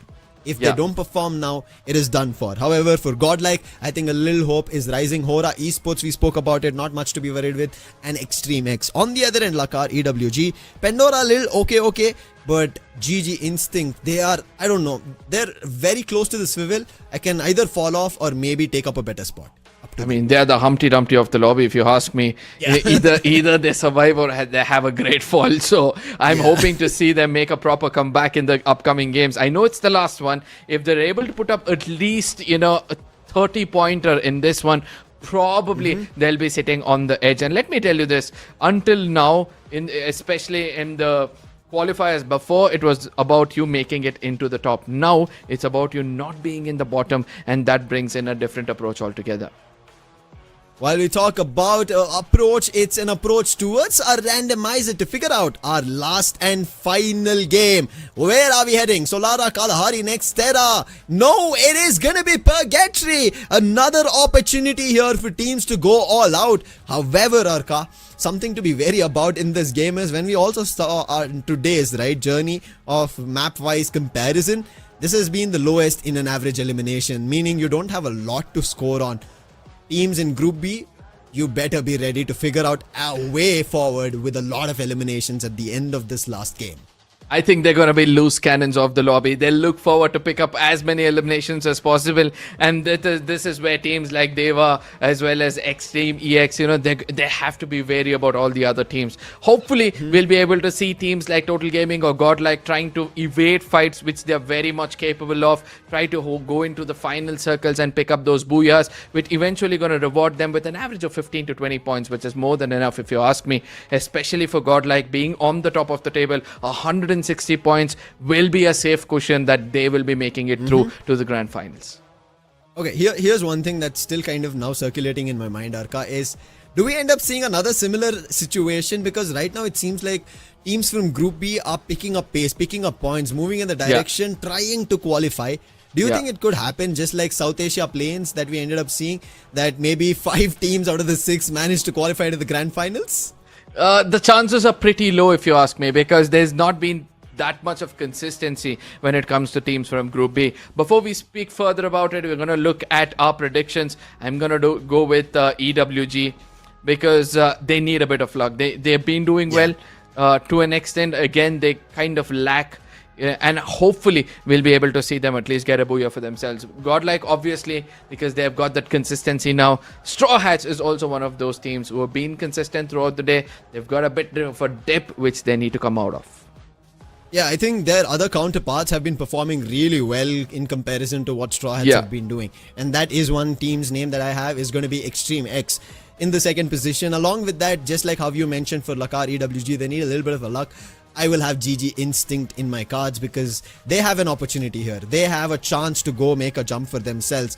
I hope they're able to do it. They make that work in their favor. But on top of it, because it's Purgatory, because we already saw a result that did happen, is for iQOO Total Gaming. And now there is an opportunity for iQOO Total Gaming to make it back again once more.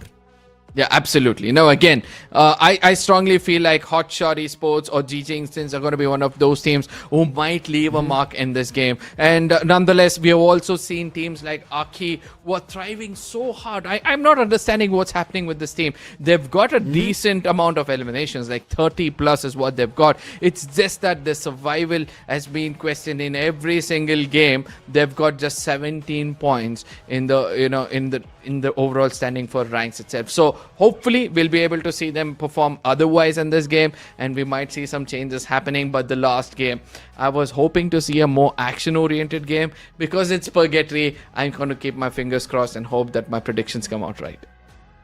Arka, just because we've moved towards Purgatory, I feel like as of now, the case being it is my own land, right? Coming in from lands of Purgatory, there's a bright light that I'm looking towards, that maybe there's an opportunity that my predictions go right. Couple of them in my initial ones have made it right. Maybe I am. But we will have to wait and watch, because this is not at all going to be an easy game, because now it is the last game, the actual last game itself. And the day when we started, we were talking about it, that the zone is closing in on teams in Group B. This is the last game and the zone is about to close. There is no other thing that you could do. This is the final push if there is an opportunity that you would have to make on. And unfortunately, for some of them, it's worked out. For some, yet an opportunity as we move towards Purgatory. Ladies and gentlemen, we are just seconds away from getting into this map. Make sure you share it among your friends and also let us know which among these teams will be making it into the top 12 or probably walk away with a booyah, as we're going to be heading into the biggest map of the day yet again. It's going to be the map of Purgatory. Every other team will have to rely on their snipers to do the deed. And ultimately in the final circle, for those who survive, is going to have bit of a kerfuffle because a lot of teams tend to survive in the final circles, and action is gonna be throughout. Action is what we look forward to from the start till the very end, and today it has promised and given us that kind of an action. Unstoppable, unbeatable, and something undeniable is elimination points that some of the teams have been able to grab. And right out of the gate, we end up seeing teams actually go towards Moathouse. That is Lakar EWG, and iQOO Gaming towards Crossroads. It's a general split that we end up seeing from their end, but very close by is Godlike, along with Horaa Esports around fields. Could be an opportunity and a fight with even Hotshots in the nearby areas. Horaa, desperate to get those eliminations, are looking around for as many as they can acquire. Godlike on the other side, look at them. They realize that it's a hotspot. They need to fall back as Nobita is holding one position. It's Nancy who's trying to run away from this position. Hotshot on the other side. I don't know why they're still risking it. I understand that they want to give the best of what they have to end the day on a good note. But if they get taken down, all 4 players, they're going to have just 35 points at the end of the day. That is not a great spot to be at. Yeah, we spoke about it, and then there's a lot that teams will be just wondering on, and that's something that we spoke about in the South Asia Plains, is if they just wish and hope that it's going to be okay for them. But right now, making sure that there's no more going to be a wish, GG Instinct take that up in their own control and end up being the elimination leaders in the very start of Purgatory, end up putting players from Extreme X who have troubled them so far throughout the day, get themselves eliminations, very much needed, and finally they cross the mark of 100 in the standings as of now. 100 points crossed. GG Instants, have they done enough? When I look like teams like Dewa have got 121 points, I straight away say no. But I still feel like, there's more games to be played. But what happens here? It stops. Puts an end for Anas, who eventually gets revived immediately. But Marco was trying to get into an off angle over here. Is going to be shot at a little bit. It's going to be Stops versus him. And let's see which amongst them survive. Horaa. Stops wanted to take a quick approach and go for the hit, but will be put to a stop itself. Confirmation will also go through. Hotshots now thinking of their own approach. They want to take that vehicle and make a run for it, but the Bolt Maker, the Lightning Zone called upon, and Godlike, they want to have an opportunity to mince and find eliminations in between. But NXT, they come in as a surprise, and there it is, Nobita. He gets spotted, and this is from Straw Hats. Wait, how many teams are falling around the fields? Where did Straw Hats come in from? And with that, there could be a big one as an opening for multiple teams in terms of eliminations. Absolutely, a Bolt Maker early on in the game shows that they don't want anybody running out in the open. NXT approaching Godlike, but I strongly feel that Godlike might have an answer for this because they're more composed when we compare both the teams out there. They rush in. Sabo through those rushes will be able to put down a player or not, we'll have to see, because Nancy's jiggling around, making sure he puts down a player and gets the confirmation, as well as Yogi on the other side is taking a different fight altogether.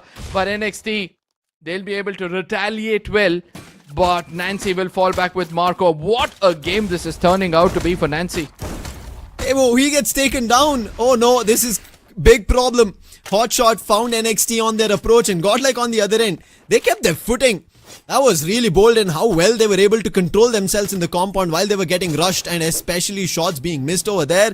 NXT, not something expected. Monster Truck spotted. They want to take a hit on it, but Marco tried to step out. He thought that Monster Truck had both the players, but that was just a deceit. They wanted to bait him out, and now with the player who's already made a run with his Monster Truck, it'll not be an opportunity. But Marco once again, that valiant dash was valiant enough, thankfully, because of the cover of Nancy coming through. And Nancy so far in this game has 2 eliminations already in his name, and he was the one who held off inside this compound while NXT made a jump.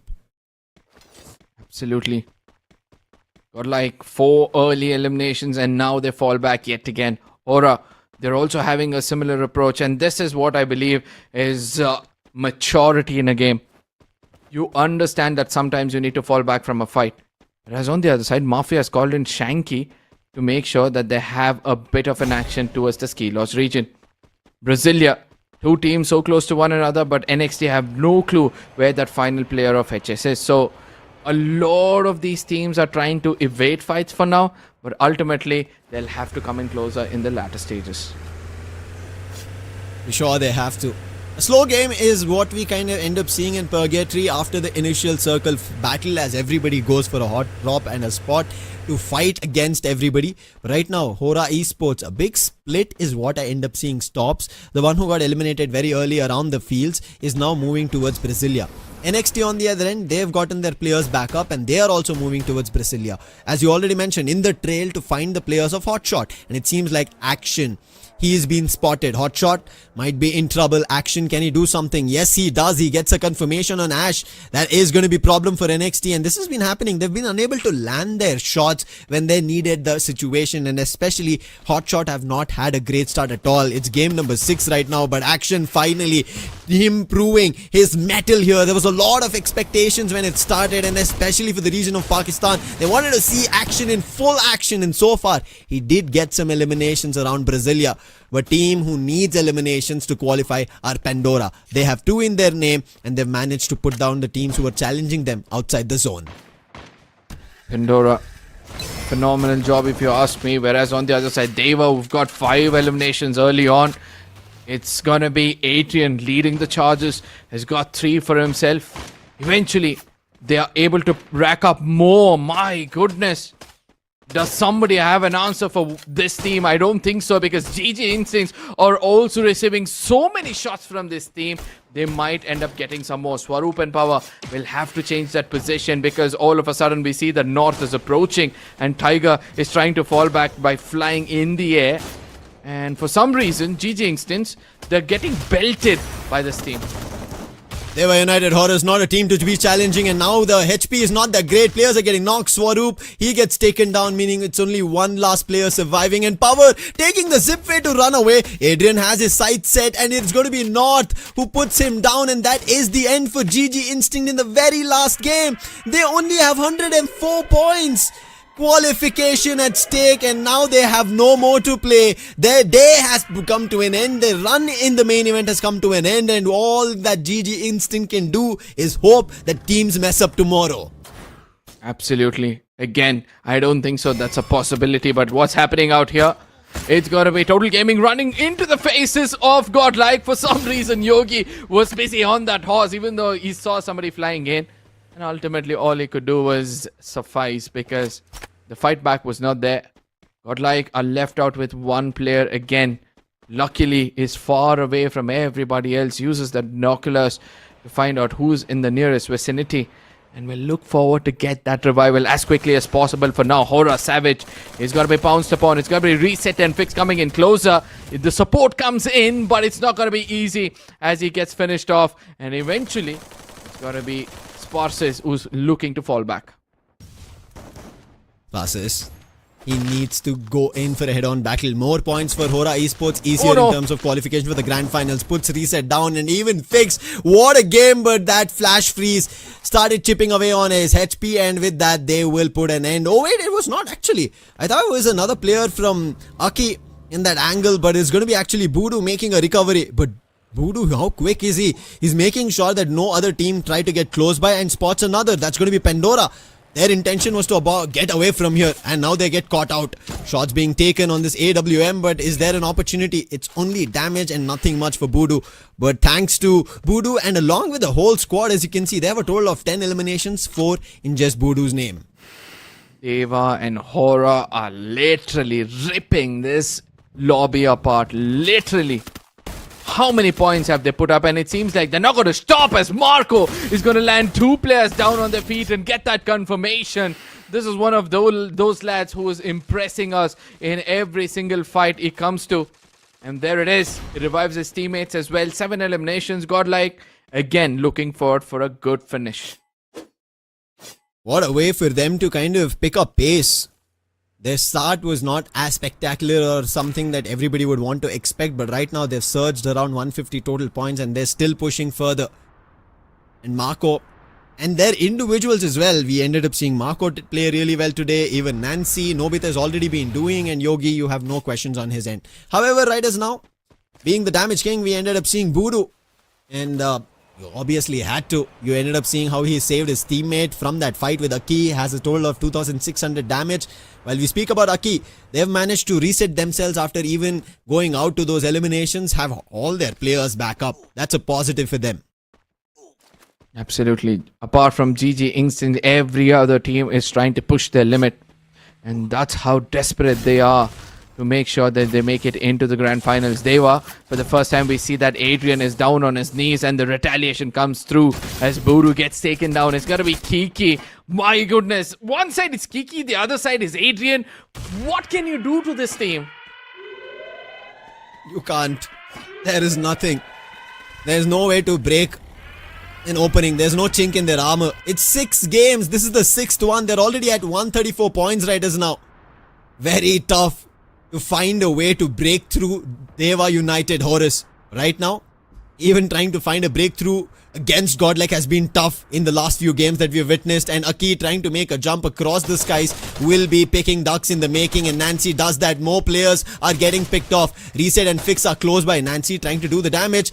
And his teammates are moving in. However, quick hit on that revive. Fuarak makes his run, but is it going to be enough? Marco with the Valiant dash coming through. Reset, however, Fuarak, they both pick Nancy and Marco. That dash that they made and the push they did not have any cover coming in from Yogi. However, damage coming in from Yogi, and it comes down to the last few players. NJ Ohio's pick does come through, but Yogi a little too far. Nobita's revive is what he concentrates on, but I think Nobita will also be put to rest, so there is no revive on Nobita. And right now, all Yogi can do is run in the other direction. Almost had this fight, but end up losing a lot of their players because it was not proper planned strategy hit. Absolutely. Total Gaming on the other side, you can say the same for them as well, as one of the players just flies away from this position. It's got to be EWG reaping benefits for all the hard work they put in this fight. EWG, one of those teams who are trying to play it safe yet again. They've got 90 points on board. And they want to make sure that they outnumber GG Instance. I don't think so. It's going to be easy for them. But yes, they're trying their best. But Pandora, they get eliminated from the lobby. And they've also completed all their games. This is not looking great. If teams from Group B start getting picked off in the very last game without a lot of points. Right now at the 5th spot at 123. We are also kind of in confusion because if this kind of a performance ended up happening from the teams in Group C, what can we expect tomorrow when both Group A and C are going to be in their last and few final battles? Yesterday itself was such an explosive day, and today we end up seeing a team dominating the charts in their 6 games. Hopefully, a gap opens up for Group B teams, but for the time being, Kiki is trying to find an opening in a gap. Sparsy's he's stuck. Even the players from Hotshot, and finally confirmation on the head, but North helps out Kiki over there. And with this, Hotshots have to be worried about a squad that is running right towards them. And that makes is even iQOO Total Gaming, one of the players, a little bit stuck.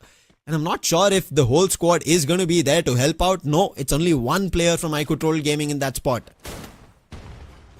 Hey Dewa, what's happening? That's the best I can say right now. Look at them, 20 plus eliminations, and they're still being ruthless in this lobby. Godlike on the other side, there's a vending machine he can go to, but sadly he's just got 200 coins. He'll have to be very, very careful. Play for survival. Deva on the other side still pushes upon another team, picks up 2 knocks, and Adrian immediately falls back to realize that the final player is somewhere else, and Zax is trying to live up to the moment. Unfortunate for Hotshot, they get closed in and they get pushed. And Anas is the last man standing right now, just like how we spoke about iQOO Total Gaming. Marco, even the last one surviving, and he puts down the last player from Horaa. How are we coming to the last few survivors from almost every team? Marco, nice fight over there on that Valiant dash that he just used and finds the elimination. But look at the position he's in. He jumps right to the Lakar EWG team, but Fazan puts an end to Godlike as well at that 8th spot. But with that, position is revealed. Dewa United Horus now have Lakar EWG in their foresight. The scope is zoned in. Nades being tossed. Damage being done. Adrian ready to get up close. I hope their abilities are ready, charged up. They will just use it, run right to the places of Lakar EWG. But it's going to be the first ability coming in from the cryo mind of Lakar EWG on the Nero. But now they counter it with their own throwables and they surmount it. And they push back Dewa United Horus in such a timing. Oh, but they walk into their own trap is what I would like to say, because Dewa on the other side seems to be more safer than EWG, and the push comes in from Adrian as he's going to be taking away all that attention, and it's going to be easy for Adrian to land more shots than usual. 3 of them is what he's got, and he's looking for the final one. He puts him down as well. Pulls off a 1v4 almost with not trying to contribute to it. What a boost coming in from this team. Total Gaming on the other side is still alive and fighting, and we'll have to see for how long can they survive. Aztec with the launcher finds an opening on Varak, but Team Akkee still have a lot more survivors. Make it last 2 as even Dewa United Horus spot them on the bridge. So Akkee will have a difficult run. Reset gets picked off once again, and that's Dewa United Horus having another opportunity. An opportunity of a booyah. Aztec is trying to bite time. Akkee can't do anything as such. NJ Ohio, the last one standing for the team. Can Aztec pick him off? But he ends up seeing the whole lot of Dewa United Horus making a run, and it's going to be Adrian. Do you think it's going to be anybody else? And it is once again Adrian putting an end to the last player of Akkee. Dewa United Horus dominate the whole lobby on day 2 of FFMAI 2026 Spring. In the very first day they make their entry. Oh, they are enjoying this. Look at them. They're just dancing around. No pressure whatsoever, because from the first game itself, they started to pick up eliminations. And after that, there was no stopping this team. They're going to have a ball tonight. Take my word. And they've enjoyed their games as well. And I believe that in the overall standing, we might see them on the top itself today. I think after seeing this performance, I feel like, I don't know if somebody gave the wrong timetable for Dewa United Horus. As we take a look at the last shot, look at Adrian here, how he opened up, took down 3 players of Lakar EWG, and they had no breathing space. And then even Akkee had the same thing. Then Adrian makes a quick dash against Aztec, puts him down, gets the confirmation on the last player of Akkee as well to secure this booyah. But I was talking about the timetable, Arka. Yeah. I think somebody told them that today is the last day of the main event and you have to fight. They did not realize it's just the 6 games they've played. Oh my god, this is going to be a crunch to a lot of people on their nerves, and them now preparing for what could unfold in the grand finals. I don't know, man. I don't know how come they've got so much to, showcase. Look at them. Oh. Have we already witnessed a champion performance? Have we already witnessed the fan favorites for this tournament? 38 points yet again. And they've compensated for those games where they did not reach the 30-pointer. Total Gaming, a 25-pointer shows that they were taking this way too seriously. Godlike gets a 12. A good one if you ask me. Horaa on the other side has also matched the same number. They've got 12 for themselves. Straw Hats on the other side. Good to see them trying to maintain that average. Towards the South Asia plains, we were seeing around 38 to I think 36. I'm not exactly sure, being the highest in terms of total points. But Dewa United Horus, they have been just upping the competition amongst themselves, trying to beat their own highest. 39 was what they put up on the total points today itself, and now they come closer to 38. If there was an opportunity, and if Aztec did not take some eliminations in that last fight, there could have been an opportunity that they would have pushed above 40. Great game coming in from their end, but with that, let's take a look at today's standings. Oh my goodness. 159. Guys, don't be confused. All these teams, this is standings of the 6 games they've played. All of a sudden, if you're wondering where are the other points, which is just the 6 games, but in that 6 games, Dewa United Horus, and along with iQOO Total Gaming, these two from Group C end up making it to the top 6, but Dewa United Horus take the spotlight, the limelight, the stage, FFMI 2026 Spring, closer to the title, everything in their name. 159 points. Last time when we saw this in South Asia Plains, Arka, it was Revenant X Park, the squad from India, with a total of around 133 points in the South Asia Plains, dominating, and it was their day 1 performance. In Dewa United, they've upped the competition. My goodness, I hope that somebody reads their strategy, but they've got the best of the best in their team. It's not going to be easy to take down Adrian, and if you take him down, you got Kiki to back him up, and the rest of the squads as well. Let's not forget North in this game. He's like, hi, this is what I can do. 8 eliminations, 4,751 damage, 8 assists with an AC-80. A beast and an Alvaro. If your Grenadier can be an MVP amongst the snipers, Just imagine what the sniper of your team can do. And you can see him having the A1-2 for the thrill of battle. And I'm pretty sure it was a thrilling one for their team because they were nullifying their opponents. They were not giving them the opportunity. They were putting them in lockdown and not allowing their own active skills to be used to try and find an opening. There could have been a situation where Lakar EWG could have done something. I'm not too exactly sure because we did not see the POV, but I'm pretty sure A1-2-4 would have come into play at that point, and that is the reason Adrian just ran right with the Valiant dash. And I was surprised to end up seeing North in that MVP because we also were kind of inclining that Adrian could have been there while Kiki is also there. Who do you count out in this squad? I think finally we have found that dominating squad that we were looking forward to, as the Southeast Asian teams have now made their entry. Yesterday at least it looked like, hey, Indian teams are still looking as strong as we saw in South Asia Plains, but now there's a challenger. Absolutely. And this is the final boss. They're literally the final boss. In a single day, if they can do this, just imagine, oh my goodness, 5,330 damage coming in from your sniper, 4,500 from Adrian, 4,700 from North. What, the total itself comes up to almost 9, 13 and 50. 16,000 damage from a single team. It's not just limelight, it's the whole sun shining upon them. Oh my god, Dewa United, Horus. I think this was the devilish thing that just shined on my face, telling me, hey, this is about to happen, unfold, and especially in such a game. But let's take a look at our circle analysis. In the very first circle itself, 8 elimination in the favor of Dewa United Horus, and from there they look unstoppable. However, I really like how Horaa Esports played in this game. There was their last one. We ended up taking and looking at their fights around field. From there they made their way towards Lumber, and from there also even kept fighting as we moved towards Central. Horaa unfortunately did not have their numbers, who got eliminated because of Godlike Smako, and even Godlike did not have the numbers. However, how the fight this concluded towards Central was just unbelievable. Akkee would have thought that the shift in the finals circle would come in their direction, move in their side, and it was about to. But Akkee had already made their move on the bridge, and unfortunately they couldn't wait long enough because also the damage of the play zone, and you can see the bolt maker. So there was so much that Akkee, even if they wanted to withhold, it was not possible, Urka. But Akkee survival, I'm kind of impressed with that if you ask me. Total Gaming, Akkee as well as Dewa United. These are the 3 teams who are busy racking up so many eliminations in every single circle.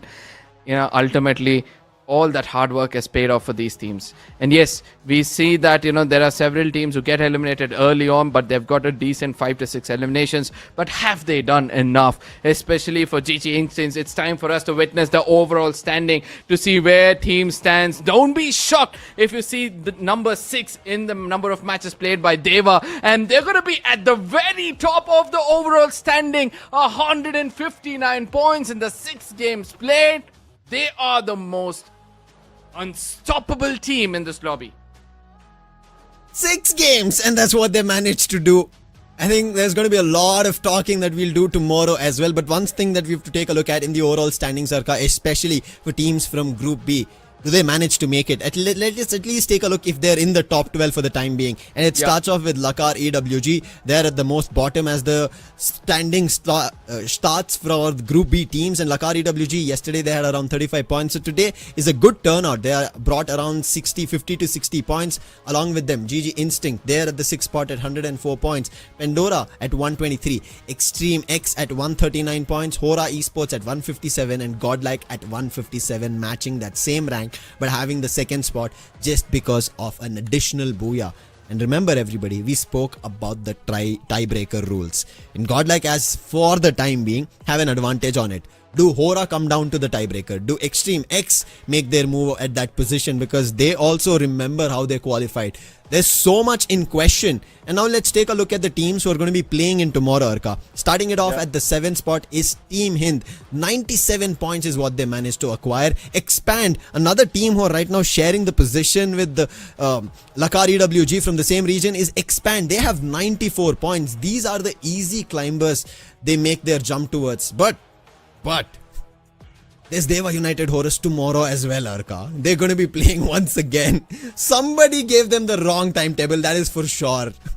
You know, I was about to speak about what could be the cutoff, what could be the teams will be looking at and all those stuff with Dewa United performing like this, and if they continue to do the same tomorrow, I have no clue what the cutoff is going to be. But this is where you guys come into action. What do you think is going to be the cutoff, and how many points do you think Dewa United Horus are going to put on top of the table? Because today has been 150 plus. If they do the same thing tomorrow, 12 games, 300 points.